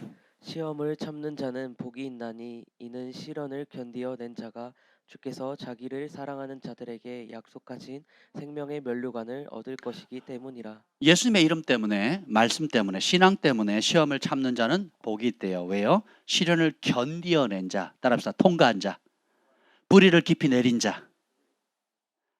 그 뿌리를 깊이 내릴 수 있는 이유는 뭐냐 하면 주님을 사랑하기 때문입니다. 뿌리를 깊이 못 내리는 이유는 뭘까요? 다른 걸 사랑하기 때문에 그래요. 내 명예, 내 편리함, 자기 사랑이 자기 사랑. 근데 시련과 환난이 오면 그때가 바로 믿음의 빛을 발하는데, 내가 누구를 진짜 사랑하는지, 무엇을 진짜 좋아하는지가 드러나요. 언제요? 환난과 핍박 때. 말씀으로 인한 환난과 핍박이 올 때, 내가 진짜 사랑하는 것. 그래서 보면 주께서 자기를 사랑하는 자들에게 약속하신 그 놀라운 생명의 면류관을 주신다는 거예요. 좀 소망이 생기지 않습니까? 18절 읽어보죠. 그 야고보서 1장 18절 시작. 그가 그 피조물 중에 우리로 한 첫 열매가 되게 하시려고 자기의 뜻을 따라 진리의 말씀으로 우리를 낳으셨느니라. 우리가 거듭난 건 성령으로 거듭나는데 또 다르게 뭐라고 표현돼요? 진리의 말씀으로 우리를 낳았다는 거예요. 진리의 말씀으로. 1장 22절. 너희는 말씀을 행하는 자가 되고 듣기만 하여 자신을 속이는 자가 되지 말라. 진리의 말씀으로 우리를 낳았어요. 그래서 말씀을 듣기만 하고, 듣기만 하고 행하지 않으면 어떤 사람이래요? 자신을 속이는 사람이에요. 우리가 얼마나 많이 속고 사는지 몰라요. 평가하는 데는 익숙해요. 옳으니 틀리니, 이 말씀이 좀 깊니와 안 깊으니, 목사님 말씀을 준비를 했니 안 했니, 찬양이 좋으니 나쁘니, 평가하는 사람들은 굉장히 위험한 길을 걸어가고 있는 겁니다. 우리는 평가하고 심판하도록 부름받은 게 아니에요. 그 말씀에 누구보다도 내가 얼마나 더 순종하고 있는가, 행동하고 있는가를 살펴야 됩니다. 왜 그렇습니까? 그 위에 구절 읽겠어요. 시작. 그러므로 모든 더러운 것과 넘치는 악을 내버리고 너희 영혼을 능히 구원할 바 마음에 심어진 말씀을 온유함으로 받으라. 자, 이 말씀이 어디에 심어졌다고요? 마음에 심어져야 돼. 마음에. 그걸 말씀이라 그러면 온유하게 받으라는 거예요. 하나님의 말씀입니다 해도 안 받는 분들이 꽤 많습니다. 심지어 지혜의 말씀과 지식의 말씀과 영분별의 은사를 가지고 저희가 사역하면서 저희가 깜짝 놀랄 정도의 비밀한 것들, 그 사람만 알고 혹은 그 사람도 모르는 비밀들을 때때로 성령께서 보여주시고 알려주시거든요. 그렇게 얘기해서 하면 막 저희도 놀래고 그 듣는 사람도 깜짝 놀라는 거죠. 마치 사환 게하시가 그 몰래 누구죠? 문둥병 나아만의 뇌물을 받으러 갔다 오잖아요. 자기는 몰래 갔다 왔잖아요. 근데 그 엘리사가 그걸 보더니 뭐라 그럽니까? 내 영이 거기 함께 있지 않았더냐? 지금이 그 돈 받을 때냐? 했을 때 막 소름 돋지 않습니까? 근데 그 사역을 하다 보면 간혹 그런 일이 있어요. 그럼 막 진짜 소름 돋죠. 막 닭살 돋죠. 그 어마무시한 그런 일이 있어서 그러면 사역자도 놀라고 그리고 그 말씀 받는 사람도 놀라고 그걸 행하신 하나님께 영광이 되잖아요. 그런 말씀이 선포되어지는데도 마음을 온유함으로 받는 게 아니라 완강하게 닫는 사람을 종종 봅니다. 그럼 대책 없습니다. 그럼 손을 떠난 겁니다. 그런 분들 여러 봤습니다. 무서워요. 그러면 마음에 심어진 말씀에 대해서 온유함으로 받아야 되는데 닫아요. 왜요? 다른 걸 사랑하거든요. 자기의 이익 앞에 지난 수요일 날 배웠죠. 에스겔서에 보면 사람들이 이사야 앞에 옵니다. 에스겔 앞에 옵니다. 그리고 하나님 말씀을 듣겠다고 에스겔 선지 앞에 앉아요. 말씀하십시오. 우리가 듣겠습니다. 그랬더니 말씀을 해요. 아멘. 그리고 그 선지자의 말을 마치 사랑하는 러브송, 사랑의 노래처럼 들어요. 근데 행해요, 안 해요? 안 하는 이유가 뭐예요? 자기의 이익을 쫓는다는 거거든요. 그 말은 뭐예요? 내가 편해야 돼요. 내가 원하는 대로 돼야 되는 거예요. 내 스타일로 맞춰주지 않으면 아무리 좋은 말씀이 선지 앞에 찾아갔을 때 가서 직접적으로 듣는다 할지라도 아멘 해놓고는 행동은 다르게 한다는 거죠. 저희가 이제 꼭 예수님 앞에 와서 내가 주님 어디를 가든지 주의 길을 따라가겠습니다. 그랬더니 여우도 그리고 새들도 거할 처소가 있지만 인자는 머리 둘 것 없다. 생뚱맞은 소리를 하시거든요. 어떤 사람 오라 그랬더니 장사 지내고요. 장사 지내면 2년 3년 걸리거든요. 그럼 이미 끝난 거죠 뭐. 열정은 있는데 준비가 안 된 사람이 많고요. 하겠다고 소리치는데요. 몸이 안 오는 사람이 얼마나 많은지 몰라요. 뭐 어떻게 해야 돼요? 기다리는 수밖에. 스스로 그걸 좀 인식하면 좋겠어요. 열심과 욕심과 영적 욕심과 열정은 많은데 정작 하라는 지금 당장 할 수 있는 몇 가지만 할 수 있는 걸 주문해도 못해요. 그리고 자기는 더 높은 것, 더 깊은 것, 더 위대한 일을 찾습니다. 그러니 무슨 열매가 있겠어요. 산수 문제도 못 푸는데 어떻게 미분적분을 풀겠어요. 집안에 쓰레기 좀 비워오라고 아니면 정기적으로 이것저것 예비 좀 드려보라고 정기적으로 예배 한번 드려보라고 이것도 못하면서 무슨 주를 위해서 일을 하고 목숨을 걸고 큰 일을 할 수 있겠습니까? 안 되죠. 우리가 지혜가 있으면 우리의 상황을 살펴봐야 되는 겁니다. 하나님 말씀이 지어지면 온유한 마음으로 받아요. 온유한 마음으로 아멘 하고 내 생각을 내려놓는 겁니다. 그래서 용사라 그러면 어떻게 돼요? 용서하는 거예요. 근데 용서의 수준이 70번씩 7번이 아니고 그리스도께서 하나님이 그리스도 안에서 우리를 용서하신 것처럼 너희도 예수님처럼 용서하라는 거거든요. 끝. 결판 났어요. 자, 여러분 예수님이 용서해 줄 만큼 억울한 일을 당한 사람이 있습니까? 없잖아요. 그죠?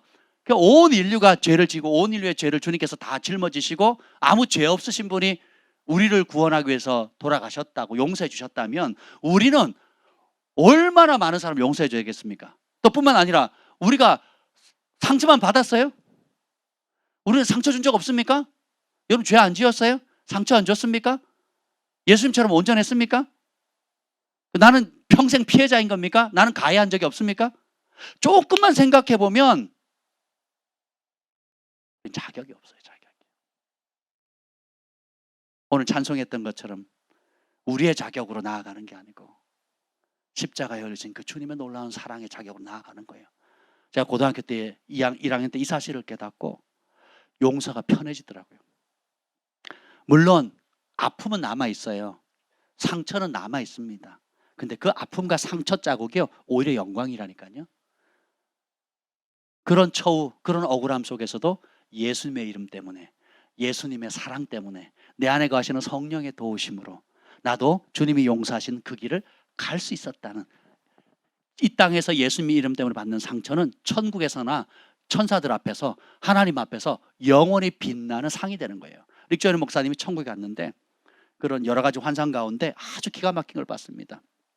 이 땅에 예수님의 복음을 전하고 말씀에 순종하기 위해서 온갖 상처와 핍박과 어려움을 당해서 상처 자국이 있었던 독수리로 비유되죠. 그런 선지자들이 있었습니다. 하나님의 종들이 있었어요.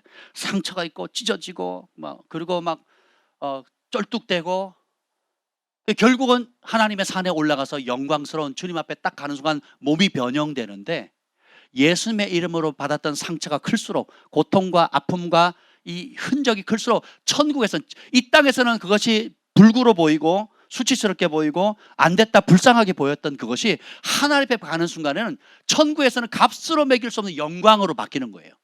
예수님의 이름 때문에 받았던 고난, 예수님의 이름 때문에 받았던 손해, 예수님의 이름 때문에 겪었던 모든 것들이 주님 앞에 가는 순간에 천국에서 영원히 불화하고 해자되는 영광의 모습으로 바뀐다는 겁니다.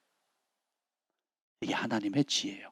그래서 다시 데살로니가로 돌아가면 여기 보면 환난을 받게 하는 자에게는 환난으로 갚으시고 환난을 받는 너에게는 안식으로 갚으심이 것이 하나님의 공이다, 이렇게 얘기를 하십니다. 그리고 더 나아가서 데살로니가후서 1장 8절, 하나님을 모르는 자들과 우리 주 예수의 복음에 복종하지 않는 자들에게 형벌을 내리시리니. 누가 벌을 받느냐? 두 종류예요. 하나님을 모르는 자, 두 번째 예수 그리스도의 복음에 복종하지 않는 자. 잘 들으셔야 돼요. 교회 다니는데 하나님을 다 압니까? 교회만 다니면 하나님 다 아나요? 여기서 성경에서 안다라는 단어는, 안다 모른다라는 단어는 뭐냐면 경험한다라는 뜻이에요.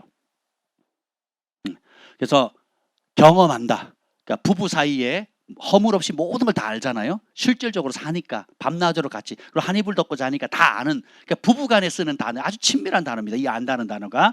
그렇게 하나님을 아는다, 안다라고 하는 것은 실질적으로 경험했다라는 거예요. 그 말씀에 순종함으로. 근데 교회는 다니는데 하나님 모르는 사람이 허다합니다. 그냥 앉아 있는 거예요. 자리 마당만 밟는 거예요. 하나님 마음도 모르고 경험한 적도 없어요. 믿음의 역사를 체험해 본 적도 없습니다. 오히려 성령에 충만하거나 방언하거나 믿음을 행하고 기적을 하고 예언을 하고 하나님의 음성을 들으면 이상하게 쳐다봐요. 귀신 들린 것처럼 봅니다. 성령의 사람을 귀신 들렸다고 하고, 그리고 성령 없이 인간적으로 상식적으로 인간 냄새 풀풀 나게 신앙생활을 하면 정상이라고 생각을 해요. 그런 분들 많죠, 주변에. 전도했던 분들부터 시작해가지고, 그렇죠? 막상 성령을 받고 보니까 성령 받는 사람을 핍박하거든요. 하나님 모르니까 그래요. 모르니까. 그래서 정사님 제일 핍박하는 세력이 누굽니까? 교회잖아요. 교회. 어떤 교회? 아니, 교회가 아니고 누구? 정확히 목사님들 아니에요. 목사님들. 어떤 목사님들? 교단장들, 신학교 학장, 신학교 교수님들. 아이러니 아니에요? 아이러니? 이단으로 설정했대요. 그럼 누가 이단입니까? 누가 이단이에요? 정상을 이단이라고 하는 사람이 이단이에요? 답을 얘기해 버렸네. 생각해 보세요. 사람은 다 허물 있고 부족함이 있지만 이단이란 말은 쉽게 쓰는 거 아니거든요. 다를 수는 있어도 이단이라는 것은 지옥 자식이라는 거거든요. 주님의 몸된 교회를 파괴하는 아주 원수라는 거거든요. 그리스도의 나라의 원수란 뜻이거든요. 그렇습니까? 그렇습니까? 하나님 모르는 거예요. 우리 주 예수 그리스도의 복음에 복종하지 않는 것. 어디에 복종하지 않는다고요? 복음에 복종하지 않는. 어떤 복음? 예수님이 주신 복음, 기쁜 소식. 그러면 보세요. 뭐가 복음입니까? 성경 66권 중에 뭐가 복음이에요? 예수님 말씀을 담은 책이 무슨 책이에요? 66권 중에. 사복음서, 따릅시다. 복음서가 복음입니다. 66권 말씀 다 말씀이에요. 근데 복음의 핵심은 뭐예요? 39, 27, 구약 39권, 신약 27권, 합이 66권이잖아요. 그러니까 앞에 39권은 오실 예수님을 얘기하는 거고, 그죠? 나머지 27권은 오신 예수님과 앞으로 다시 오실 예수님에 대한 얘기거든요. 그러니까 구약이 복음이 아니고 사복음서가 복음이에요. 예, 그리고 사도행전은 그 복음이 성령의 능력이 확산되는 거고, 그리고 로마서부터 시작해서 서신서들은 뭐예요? 그 복음이 교회 현장, 그리고 문화와 민족과 언어를 뛰어넘어서 각 나라에서 그 복음이 적용되었을 때 어떤 다른 문화에서 어떻게 해석해 나갈 수 있는지 적용이에요. 그럼 오리지널 엑기스 원 복음은 어디에 있어요? 사복음서에 있는 거예요. 제가 어제 양육하면서 이제 그 얘기를 했습니다. 교회가 복음서를 안 가르친다고. 그러니까 복음서를 왜 안 가르치느냐? 복음서를 가르치면요, 직면해야 되거든요. 죄를 직면해야 돼요. 자신을 증명해야 됩니다. 그리고 내가 사랑하는 것과 내가 듣고 싶은 것. 그러니까 내가 사랑하는 소리를 들을 거냐, 내가 듣고 싶은 소리를 들을 거냐, 아니면 복음서가 들려주는 소리를 들을 거냐. 우리가 다른 걸 가르치면요, 아멘 하면, 제가 양육을 많이 해봤어요. 이런저런 교재를 가지고 양육을 많이 해보면 되게 가르치기도 즐겁고 배우기도 즐거운 교재들이 있어요. 가르치기도 즐겁고 배우기도 즐거워요. 그런데 정말 가르치기도 어렵고 배우기도 어려운 책이 있어요. 뭔지 아세요? 복음서입니다. 복음서. 왜요? 직면해야 되거든요. 읽기만 해도, 한 구절 한 절 읽기만 해도요, 다 드러납니다. 내 영적 실상이, 내가 무엇을 의지하는지, 내 믿음의 토대가 뭔지, 내가 무엇을 추구하고 있는지가 그냥 읽기만 해도. 그래서 오스왈드 챔버스는 이런 얘기를 했습니다. 복음서를 읽다가 감격을 하거나 복음서를 읽다가 기뻐하는 것은 복음서를 모르는 거라고. 그 복음서를 읽을 때 통곡하고 가슴이 찔리고 아프고 내가 이 말씀 앞에 어떤 것도 할 수 없는 무능한 존재라는 걸 깨달아야 제대로 읽는 거예요. 어떻게 왼뺨을 치면 오른뺨을 대고 오리를 가자면 십리를 가고 원수를 용서하고 달라면 주고, 그게 우리 힘으로 되냐 말이에요. 됩니까? 안 되죠. 절망할 수밖에 없다는 거예요. 진짜 성령으로 거듭나고 진짜 성령의 충만함을 입어서 내 것이 없고 나의 옛자는 죽고 내 생각은 죽고 내 이성은 죽고 나는 죽고 예수님만 살아야만 그 길 갈 수 있거든요. 주님께 사로잡혀야지만, 주님께 온전히 전부를 걸어야지만 그 길 갈 수 있거든요. 그걸 드러내는 게 복음서예요. 그게 복음입니다. 달달하게 내가 관심 있는 분야, 내가 잘 될 수 있는 분야, 내가 듣고 싶은 소리, 내 관심 있는 분야를 이끌어가는 거. 예. 때로는 필요하지만 진리의 본질은 아니거든요. 부산물과 본질을 헷갈려 하시면 안 돼요. 진짜가 되는 길을 가야 되지, 진짜가 흘려보내는 그 찌꺼기나 부스러기를 여러분들이 사모해서는 안 된다는 겁니다.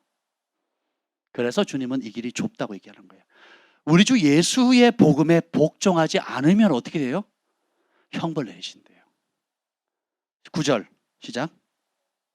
이런 자들은 주의 얼굴과 그의 힘의 영광을 떠나 영원한 멸망의 형벌을 받으리로다. 하나님 모르고 복음에 복종하지 않는 사람, 예수님의 복음, 예수님의 말씀에 복종하지 않는 사람들은 형벌을 받는데 어떤 형벌이에요?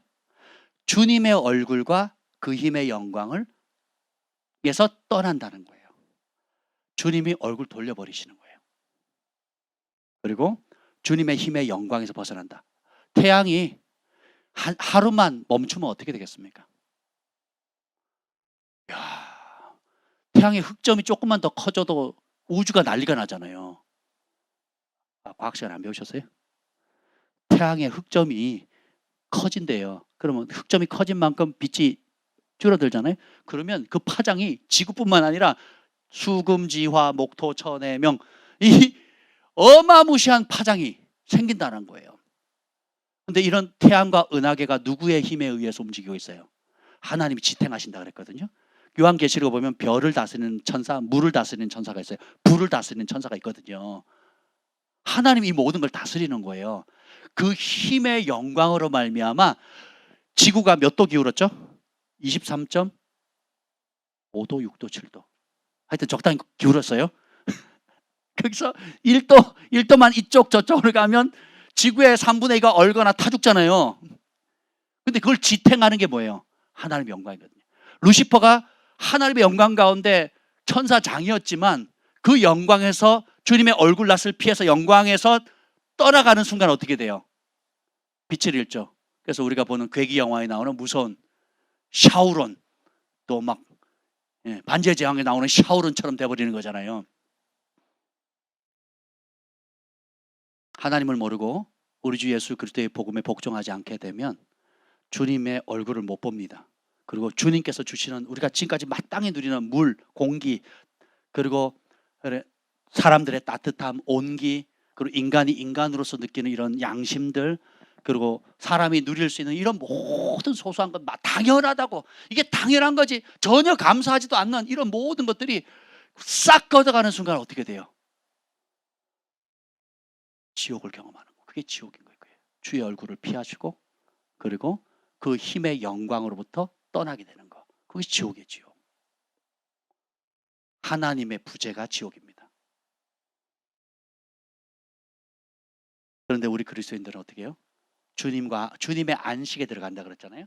주님의 심장 속에, 주님과 함께 이 땅에 사는 동안에도 함께 하시고, 그리고 그것이 이 땅에 함께 하던 그대로 죽어서도 주님과 영원히 함께 지내는 거예요. 그래서 주의 얼굴을 날마다 봅니다. 그리고 그 주님의 힘의 영광의 광채를 누리고, 그것을 또 우리가 그분의 이름을 대신해서 그분과 함께 왕으로 통치하는 자리로 우리를 불러가시는 겁니다. 한번 생각해 봅시다. 얼마나 영광스러울지. 얼마나 영광스러울지 한번 생각해 보세요. 이게 믿음입니다. 믿음. 그래서 주님께서 11절 봅시다. 11절. 10절에 보면 그날에 그가 강림하사 그의 성도들에게 영광을 받으시고 모든 믿는 자들에게서 놀랍게 여김을 얻으시리니. 강림하면 성도들에게 영광을 받으실 뿐만 아니라 모든 믿는 자들에게서 놀랍게, 우리도 놀라는 거예요. 제가 지금 가르치지만, 여러분이 배웠지만 막상 보면 기겁하는 거죠. 기겁. 정말이네. 우리 주님이 정말 이렇게 영광스러운 분이시네. 약속하신 대로 오셨네. 얼마나 영광스럽겠습니까? 우리가 이 땅을 살아가는 동안 영적 체험을 하고 주님의 음성을 듣고 표적과 이적과 기사와 능력을 맛본다 할지라도 그 장차 올 그 영광에 비교가 되겠습니까? 그렇지만 주님께서 앞서 맛보게 하시잖아요. 기도 응답에 맛도 보게 하시고, 영적 체험도 하게 하시고, 성령의 능력을 체험하기도 하고, 예언하게 하시고, 병도 고치고, 하나님의 초자연적인 공급도 있고, 또 승진도 하게 하시고, 말로 다 할 수 없는 하나님의 지혜와 이런 아름다운 것들을 경험하게 하시잖아요. 근데 그날의 영광과는 비교가 안 된다는 겁니다. 근데 이렇게 말하는 우리의 증거를 너희가 믿었다는 거예요. 요 믿음이 현실로 다가오는 환난과 핍박을 넉넉히 이기게 만드는 거예요. 요 믿음이 환난과 핍박 가운데서도 오히려 어떻게 해요? 사랑의 수고를 한다는 거예요. 소망 중에 인내하게 된다는 거예요. 그러면서 11절 읽어봅시다. 11절 시작. 이러므로 우리도 항상 너희를 위하여 기도함은 우리 하나님이 너희를 그 부르심에 합당한 자로 여기시고 모든 선을 기뻐함과 믿음의 역사를 능력으로 이루게 하시고. 자, 그래서 이런 것을 믿기 때문에 우리가 항상 기도하는 제목이 뭐냐? 하나님이 너희를 부르심에 합당한 자로 여기시네. 첫 번째 따라합시다. 부르심. 그 다음에 믿음의 역사예요. 믿음의 역사. 2장 13절 읽겠습니다. 2장 13절 시작.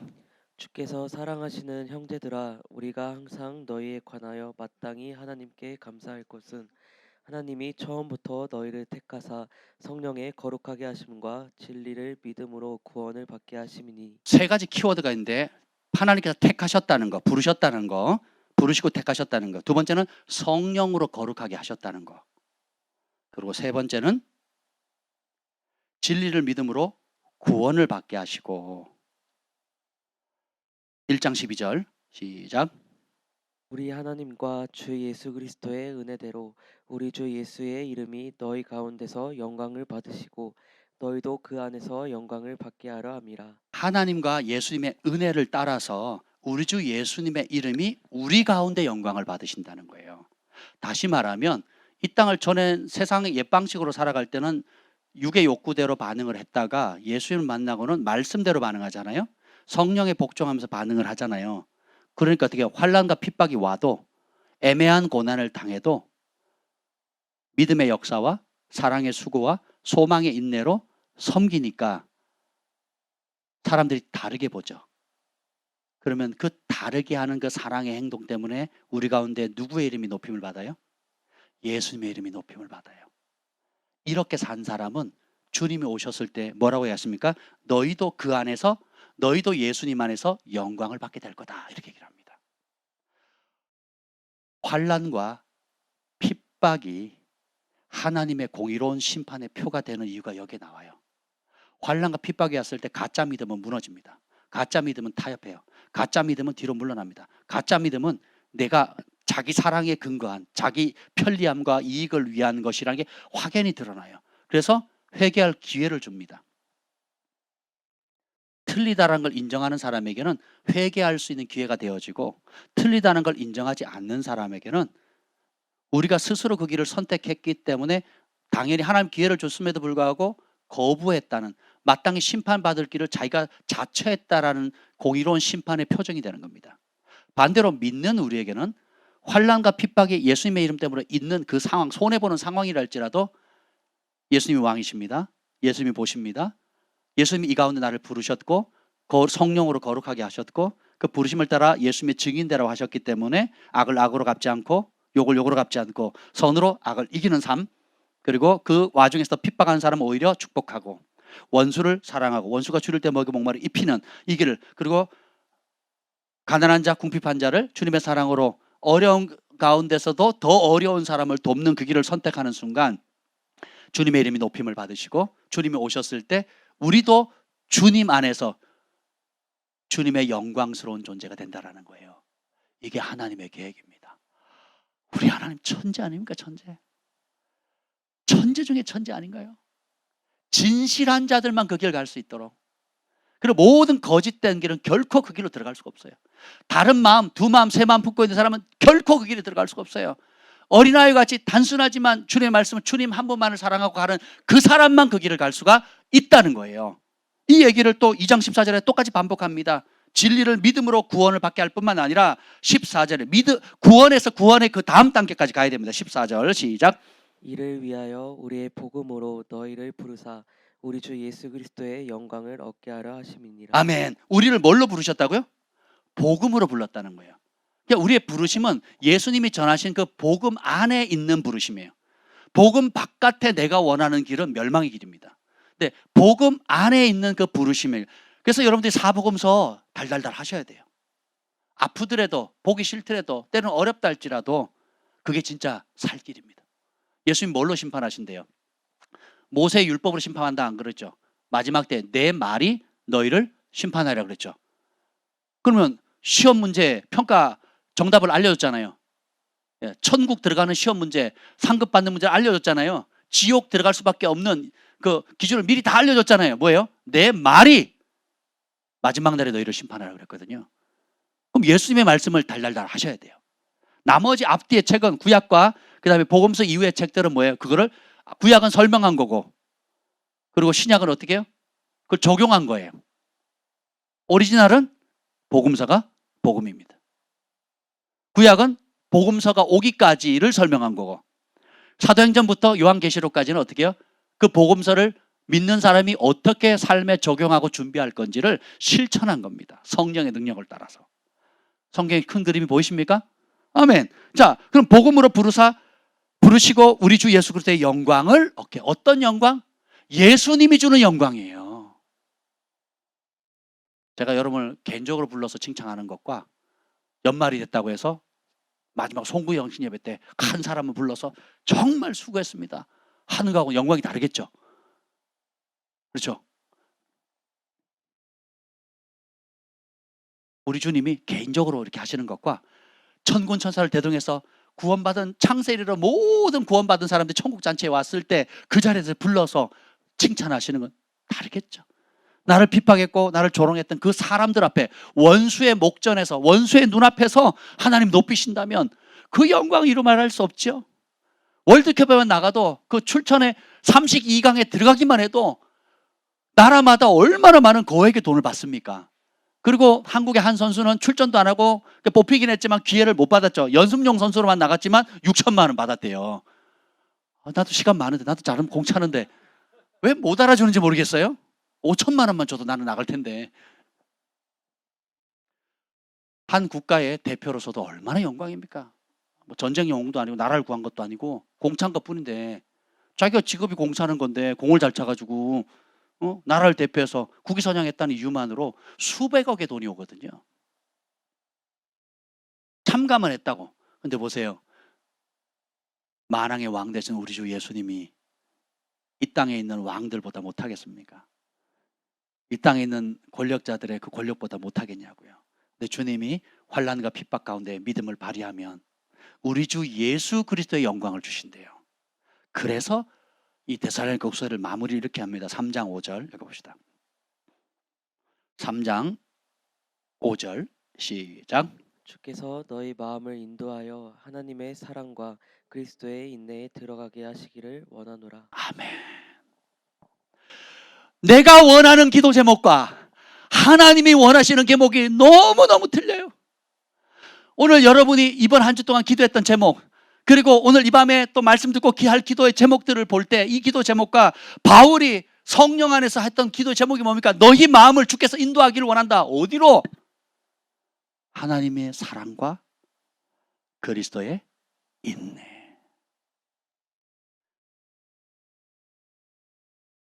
하나님의 사랑을 깊이 알게 되면 그분의 계획과 그분의 부르심과 그분이 주신 성령과 그분이 앞으로 우리를 위해서 마련한 내 아버지 집에 거할 곳이 많다. 그 영광의 그런 놀라운 하나님의 아름다움, 하나님의 사랑을 먼저 우리의 마음의 초점이 이 땅에 썩어질 게 아니라 잠깐의 유익이 아니라 내 욕심과 야망이나 아픔의 길을 쫓아가는 것이 아니라 우리의 마음을 어디로 인도하라고요? 우리를 향하시는 하나님의 사랑에 고정시키라는 거예요. 두 번째는 그 사랑을 아니까 그 길은 좁은 길이다. 그 길은 환난과 핍박 가운데 믿음을 발휘해야 되는 길이다. 대가를 지불하는 길이다. 그래서 인내가 필요한데 어떤 수준의 인내? 그리스도의 인내예요. 예수님이 하나님의 뜻을 이루기 위해서 자기의 육의 속성을 내려놓고 그분의 말씀 앞에 온전히 복종하시되 죽기까지 복종하시고 낮아지시되 인간이 되기까지 낮아지셨잖아요. 순종하시되 죽기까지 순종하셨잖아요. 이게 그리스도의 인내거든요. 우리를 부르셨어요. 그 부르심을 알면 그 부르심을 하나님께서 이루어 주시는데 그 온전히 이루어지는 그 여정, 이 믿음의 여정 가운데 필요한 것이 소망의 인내입니다. 다르게 표현하면 그리스도의 인내예요. 생각해 보세요, 여러분. 저희가 예언사역을 하다 보면 하나님의 부름이 큰 사람일수록 다른 사람들이 받지 못하는 연단과 시간이 길어요. 저희도 그 길을 받고 있고 또 여러분 가운데서도 그런 부르심 가운데 연단 받는 사람들이 있습니다. 그때 필요한 게 뭐예요? 소망의 인내입니다. 그리스도의 인내예요. 근데 그 인내를 떠받들어 주는 게 뭐냐? 하나님의 사랑입니다. 하나님이 어떤 사랑으로 우리를 사랑하시는지, 그리고 그 사랑 때문에 어떤 부르심을 주셨고 어떤 계획을 가지고 계시고 있고. 아까 예배 전에 한 형제랑 이런 얘기를 했습니다. 하나님께서 우리가 기념의 책 북 오브 리멤버런스라는 책을 대해서 우리 각자 심지어 신자 불신자 할 것 없이 하나님이 원래 정말 원래 계획을 천국의 심히 만드셨다는 거죠. 그리고 그 영혼을 이 땅 가운데 파송하셨고, 그래서 믿는 사람 믿지 않는 사람 다 할 것 없이 하나님의 아들 딸들이기 때문에 각자의 계획을 있는데 이 땅을 살아가는 대로 각자가 선택한다는 거죠. 지옥 가는 사람들도 하나님의 원래 계획은 하나님의 영광을 나타낼 수 있는 계획이었는데 누가 그 길을 선택하는 거예요? 그리스도의 복음에 복종하지 않기로. 반면에 그리스도의 복음을 깨달아 부르심을 알고 그 복종하기로 선택하면 어떻게 돼요? 주께서 예비하신 것들이 무궁무진하다는 거예요. 제가 데이비드 호건 목사님하고 인도에 갔던 때 기억이 납니다. 야, 그 코로나 기간에요. 정말 난리 다녔습니다. 그리고 얼마나 핍박이 심한지요. 미국 선교사를 다 쫓겨나고 인도에 있는 선교사를 다 쫓아내요. 그래서 그 비행기를 타고 딱 내리는 순간에 전부 다 이제 그 각 대사관에서 연락이 옵니다. 바로 나가라고. 인도 정부가 2023년까지 힌두교 국가를 만들겠다고 모든 기독교 선교사들과 교회를 핍박하기 시작하는데요. 장난 아닙니다. 마을 사람들이 돌로 쳐 죽이고요. 그러니까 시골로 갈수록 그게 더 심해요. 얼마나 심하게 대놓고 막 노골적으로 핍박하는 그런 와중인데 그 상황이 들어갔어요. 그리고 광고도 안 하고 집회를 합니다. 그 인도를 대표하는 아주 원로 선지자가 있어요. 원로 선지자가 있는데 광고도 안 하고 호건 목사님 오니까 모이라고. 정부가 그렇게 핍박하고 있는 상황. 광고도 안 하는데. 인도가 얼마나 땅이 넓습니까? 되게 넓거든요. 전역에서 수천 명의 목회자들이 왔어요. 수천 명의. 그러니까 주차가 할 수 없을 정도로 넓은 공간에 그 선지자의 파장이 얼마나 큰지 그냥 조용히 광고를 안 내고 불렀는데 수천 명의 사역자들, 목회자들만 온 거예요. 그러니까 다 찼습니다. 그래서 제가 어휴, 이분 처음 보는데 그럼 책도 많이 쓰시고 막 하셨더라고요. 그리고 아내는 영국 분이세요. 영국 분, 백인이에요. 백인. 그분은 천사에 관해서 책을 쓰신 분이고 이 천사에 대해 세계에 대해서 잘 아시는 분이에요. 제가 책도 받았는데 하여튼 뭐 두 선지자 부부가 있는데 그 제가 사모하잖아요. 그래서 제가 기회를 봐서 하나님 기도받게 해주세요. 그리고 용기를 내서 기도해 주세요 그랬더니 이분이 그때 몸이 너무 아프셨어요. 말도 못할 정도로 목이 붓고 막 감기 걸리고 몸살에 막 되게 힘들어하셨거든요. 그래서 되게 겸손하시더라고요. 내가 기도해 주고 싶은데 몸이 이렇게 너무 힘들어서 미안하다고 내가 기도를 못 해주겠다고 그러시더라고요. 그래서 괜찮습니다. 네, 제가 괜찮습니다 하고 이제 인사를 하고 뒤로 딱 돌아서는데 다시 불러요. 다시 불러가지고 오래요. 그리고 예언을 해주시는데 제가 다른 건 기억이 안 나요. 뭐라 한참을 해주셨는데 한 가지만 딱 기억이 납니다. 그게 뭔지 아세요? 오늘 나누고 싶은 이 말씀이에요. 우리 박 목사님이 만약에 하나님께서 박 목사님을 향해서 했던 계획을 아셨다면 충격에 빠질 겁니다. 목사님이 상상도 못할 아름다운 일들을 주님께서 예비해 놓으셨습니다. 그 얘기를 하시더라고요. 이것이 제가 그 말을 듣을 때 얼마나 저를 소망이 생기고 저같이 무익한 사람들 하나님께서 그렇게 귀하게 보시는지 그리고 그런 원대한 계획을 가지고 계시다라는 건지 막 그 감격이 밀려오는 거예요. 더 놀라운 사실이 뭔지 아세요? 이런 모든 계획들을 이 땅에 태어난 저를 포함한 여러 모든 영혼들을 한 분 한 분을 향해서 하나님이 그런 원계획이 그렇다는 거예요. 그런 계획을 가지고 계시다는 거예요. 케네스 해긴 목사님이 비슷한 경험을 합니다. 전 세계에 레마 학교를 세우고 그리고 최전성기를 이룰 때 주님이 나타나셔서 하십니다. 너는 이제 너의 사역의 첫 단계에 진입했다 그러셨어요. 이 첫 단계라는 게 뭐예요? 사역의 전성기도 아니고 이제 첫 단추를 열었다는 거죠. 그러니까 해긴 목사님 아니 지금 나는 남들이 다 앞으로 하는 세계적인 사역을 하고 있는데 전성기입니다. 예수님 무슨 말씀입니까? 그랬더니 뭐라고 하는 줄 아세요? 내가 준비한 계획에 이제는 너는 문을 열고 들어온 것뿐이다. 아니 그럼 다른 사역자들은 어떻게 됩니까? 그랬더니 그들은 내가 그들을 위해서 각자에게 준비한 그 사역의 문도 못 열고 인생을 마감한다 그러는 거예요. 그런 사람이 허다하다는 거예요. 또 누구더라? 그 여자 치유사역자 캐더린 쿨만도 그 얘기를 합니다. 주님을 직접 대면했던 모든 사람 다윗도 그 얘기를 하죠. 다윗도 내가 안고 일어섬을 다 하시고 그리고 내가 태어나기 전부터 주님이 이미 다 계획을 그 기념의 책에 기록했다고 다윗이 그 얘기를 하거든요. 말라기도 그 기록이 나오고 그죠? 그러니까 그 계획이 나를 향한 그게 신묘막측하다 이거죠. 이미 다 내가 살기도 전에 기록 다 하셨다는 거예요. 근데 그 계획이 너무 원대한데 누가 이루어요? 복음에 우리 주 예수 그리스도의 복음에 순종하는 사람. 어떤 상황에? 환난과 핍박. 예수님의 말씀에 순종할 때 오는 환난과 핍박 상황 속에서 믿음의 빛을 발하는 사람. 근데 거기서 타협하거나 뒤로 물러나면 침륜에 빠진다 그랬거든요. 그걸 확대 번역 성경이나 영어 성경은 뭐라 그러냐면 지옥에 떨어진다라고 표현을 해요. 뒤로 물러나 나의 믿음의 사람이 뒤로 물러나 침륜에 빠지는 걸 주님께서 안 기뻐하신다 그랬거든요. 믿음은 자라야 되는 거예요. 믿음은 뒤로 물러나는 순간 내가 잠깐 먼저 정지되는 게 아니에요. 무너지기 시작하는 거예요. 뒤로 물러나면 물러날수록 삼손이 부르심의 자리를 벗어나는 순간 어떻게 됩니까?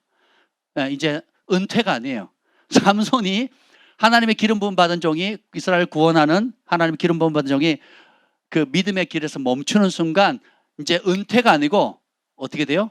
원수의 조롱거리가 되고 원수에게 눈 뽑히고 원수가 완전히 짓밟아 버리는 거거든요. 우리는 소금입니다. 맛을 잃으면 은퇴하는 게 아니고 뭐예요? 발표해요. 누구에게? 사람에게. 여러분 속지 마세요. 지금 여러분 믿음의 길을 가는 게 힘들죠? 지치죠? 또 언제까지 가야 되나? 낙담이 될 때가 있죠? 물러나는 순간 은퇴가 아니에요. 물러나는 순간 여러분들이 잠깐 쉬는 게 아니에요. 믿음의 영적 싸움은 물러나는 순간 어떻게 돼요? 눈 뽑히고 원수에게 밟히는 거예요. 소금이 맛을 잃는 순간 밟히는 겁니다. 그런데 위로가 되는 말씀이 있어요. 이게 뭡니까? 13절, 3장 13절 봅시다. 3장 13절 시작. 형제들아 너희는 선을 행하다가 낙심하지 말라. 낙심하지 말라. 16절 왜요? 평강의 주께서 친히 때마다 일마다 주님께서 평강을 주시고 또 뭐예요? 주께서 너희 모든 사람과 함께 하신다는 거예요. 더 놀라운 사실은 1장 11절 1장 11절 읽겠습니다. 시작. 이러므로 우리도 항상 너희를 위하여 기도함은 우리 하나님이 너희를 그 부르심에 합당한 자로 여기시고 모든 선을 기쁘게 함과 믿음의 역사를 능력으로 이루게 하시고. 자 봅시다. 소망이 되는 게 뭐냐면 내가 하는 게 아니에요. 하나님이 우리를 하나님께서 부르신 그 부르심에 합당한 자로 여기셨대요. 나는 당당히 자격이 있다고 말할 사람 여기 몇이나 되겠습니까? 자격이 없는데 바울도 그렇죠. 나같이 부족한 사람을 충성되이 여겨 이 존귀한 사도의 직분을 줬다 그랬잖아요. 여러분이 지금 가지고 있는 그 위치 이런 모든 것들이 자격이 없는데 주님께서 불러주시고 충성되이 여겨 맡겨주신 겁니다. 아멘. 뿐만 아니라 모든 선을 기뻐함과 믿음의 역사를 능력으로 이루게 하신다는 거예요. 누가? 하나님께서 우리를 통해서 이루신다는 거예요. 너희 속에서 착한 일을 시작하시는 이가 능히 이루신다 그랬죠. 누가 이루어주세요? 하나님. 그럼 우리는 결국 둘 중에 하나만 생각하면 돼. 마귀에게 동의할 거냐? 하나님께 동의할 거냐? 내 옛자와 욕심에게 동의할 거냐? 내 안에 계신 성령의 음성과 성령의 인도하심에 동의할 거냐? 이것만 선택하면 돼요. 아멘. 선을 행하되 낙심하지 마라. 환난과 핍박이 오히려 너희는 불편하게 생각할지 모르지만 영의 세계에서는 진짜가 되는 길이다.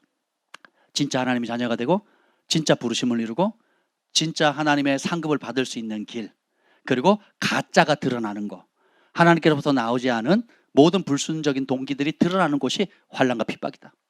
그것이 가정에서 남편과 아내로부터 자식으로부터 오든, 재정적인 어려움으로 오든, 사회생활에서 오든, 학업이나 장래나 결혼이나 기타 여러 가지 문제로 오든 어찌되었든 그것을 허락한 이유가 뭐예요? 그 자리가 바로 여러분의 믿음을 발휘할 수 있는 빛나는 곳입니다. 그 자리가 여러분의 믿음의 현재의 수준을 드러내는 하나님의 지혜예요. 그래서 이것이 바로 하나님의 공의로운 심판의 표입니다. 5절 읽고 마무리하겠습니다. 5절 1장 5절 시작. 이는 하나님의 공의로운 심판의 표요 너희로 하여금 하나님의 나라에 합당한 자로 여김을 받게 하려 함이니 그 나라를 위하여 너희가 또한 권한을 받느니라. 하나님 나라에 들어가기 합당한 사람 여김을 받기를 원하십니까? 그런 말씀으로 인하는 고난을 기쁘게 받으셔야 됩니다. 이게 하나님의 공의로운 심판이에요. 왜요? 나중에 불신자들에게 너는 말씀을 버렸잖니. 나의 사랑하는 자녀들은 너희가 그래 핍박하고 환난하고 조롱했을 때 또 환난과 핍박이 있음에도 불구하고 오히려 믿음의 빛을 발했단다. 그래서 그들은 너에게 고난을 환난과 핍박을 줬던 너희들은 환난과 핍박으로 대받을 거고, 그 환난과 핍박 가운데서도 믿음의 역사와 사랑의 수고와 소망의 인내를 이루었던 나의 백성들은 나의 이름을 영광을 나타내었으니까 그들에게 나의 영광을 주겠다 이거예요. 하나님의 그림이 보이십니까? 그래서 데살로니가 후서 3장 5절에 보면 주께서 너희 마음을 인도하여 하나님의 사랑과 그리스도의 인내에 들어가게 하시기를 원하노라. 연말을 맞이하면서 우리가 이제까지 믿음의 싸움을 여러분이 잘 달려오셨습니다. 보이지 않는 많은 대가도 지불하셨고 헌신과 기도와 중보와 금식과 여러 가지 아름다운 일들을 여러분이 행하신 거 정말 칭찬하고 싶습니다. 그리고 그럼에도 오늘 여전히 우리가 치러야 될 수많은 종류의 싸움들이 있죠. 믿음으로 싸워야 될 관계, 재정의 문제, 장래에 대한 문제라든지 가족 관계의 문제라든지 또 부르심을 이루어가는 데 있어서 또 훈련을 받아가면서 내 옛사람이 죽고 이런 모든 것들 가운데서 하나님께서 그 모든 환난과 핍박을 허락하신 이유가 있어요. 하나님 나라에 들어가기에 합당한 자가 되도록, 그리고 그의 영광을 이 와중에 진짜 영광을 드러내는 거예요.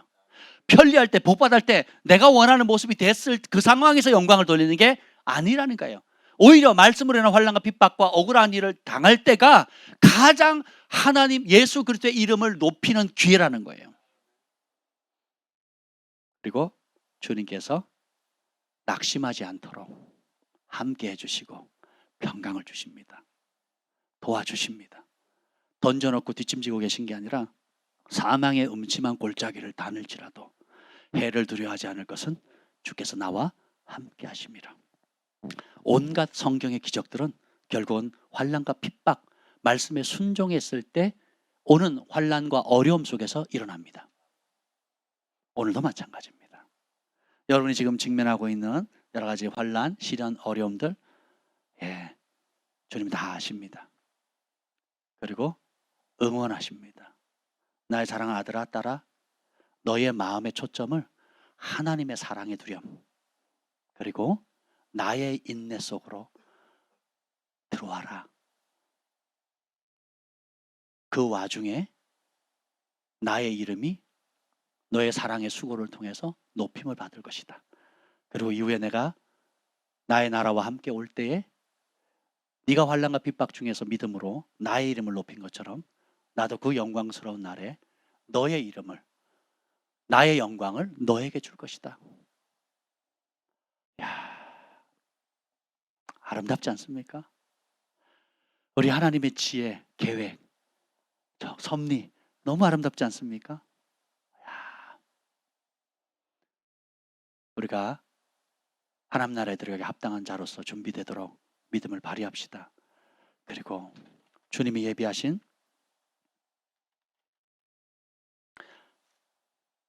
대로 이 부르심을 따라서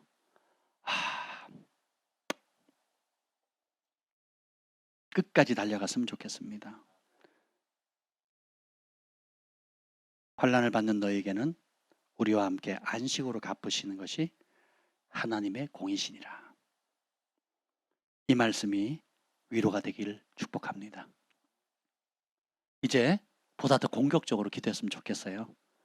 피할 것이 아니라, 두려워할 것이 아니라, 환경 탓을 할 것이 아니라 환경과 상황과 장소와 교회를 바꾸려고 생각하지 마시고 우리의 마음이 하나님의 사랑과 그리스도의 인내에 들어갈 수 있도록, 그리고 믿음의 선한 싸움을 싸울 수 있도록, 그리고 오히려 이런 기회를, 믿음을 발휘할 수 있는 기회를 주시는 하나님을 신뢰함으로 기적이 시작되는구나. 오히려 주의 이름 때문에 고난받는 것을 기쁨으로 여겼던 초대교회 성도처럼 그 가치를 발견한 여러분 되시길 예수님을 축복합니다. 아멘. 그래서 이 밤에 기도하실 때 여러분 지금 말씀 때문에 어떤 환난이 있다면, 말씀에 순종하는 것 때문에, 부르심에 순종하는 것 때문에 어떤 고난이 있다면 그걸 하나님께 가지고 올라갑시다. 그리고 주님, 그 가운데 이런 하나님 나라에 합당한 자로 여김을 받기 위해서 이런 은혜를 주심을 감사합니다. 믿음의 뿌리를 내리고 믿음의 역사와 사랑의 수고와 소망의 인내로 하나님 끝까지 승리하게 하여 주옵소서. 그래서 축복의 통로가 되게 해달라고 우리 기도합시다. 주님 감사합니다. 오늘 이 밤에 주신 약속의 말씀대로 우리가 환난을 받는 것은 하나님 나라에 합당한 자로 여김을 받도록 준비시킴을 알게 되었습니다. 이것이 하나님의 공일의 심판의 표라고 또 배웠습니다. 환난과 핍박 가운데서도 우리가 주의 이름의 영광을 돌릴 수 있도록 사랑의 수고를 하는 저희들 되게 하여 주옵소서. 하나님의 사랑에 더욱 초점 맞추게 하시고 그리스도의 인내에 들어가게 하여 주시옵소서. 무엇보다도 주님, 우리를 사랑하시는 그 주님께 우리의 마음을 온전히 주님께로만 둘 수 있는 하나님 그런 은혜를 허락해 주옵소서. 각자가 가지고 있는 치열한 영적 싸움 가운데서도 주님을 바라보며 함께 하시는 주님을 바라보며 선을 행하되 낙심하지 않게 하시고 함께 하시는 주님을 더욱 의지함으로 믿음을 발휘하는 시간으로 변화시키는 저희들 되게 하여 주옵소서. 예수님의 이름으로 기도합니다.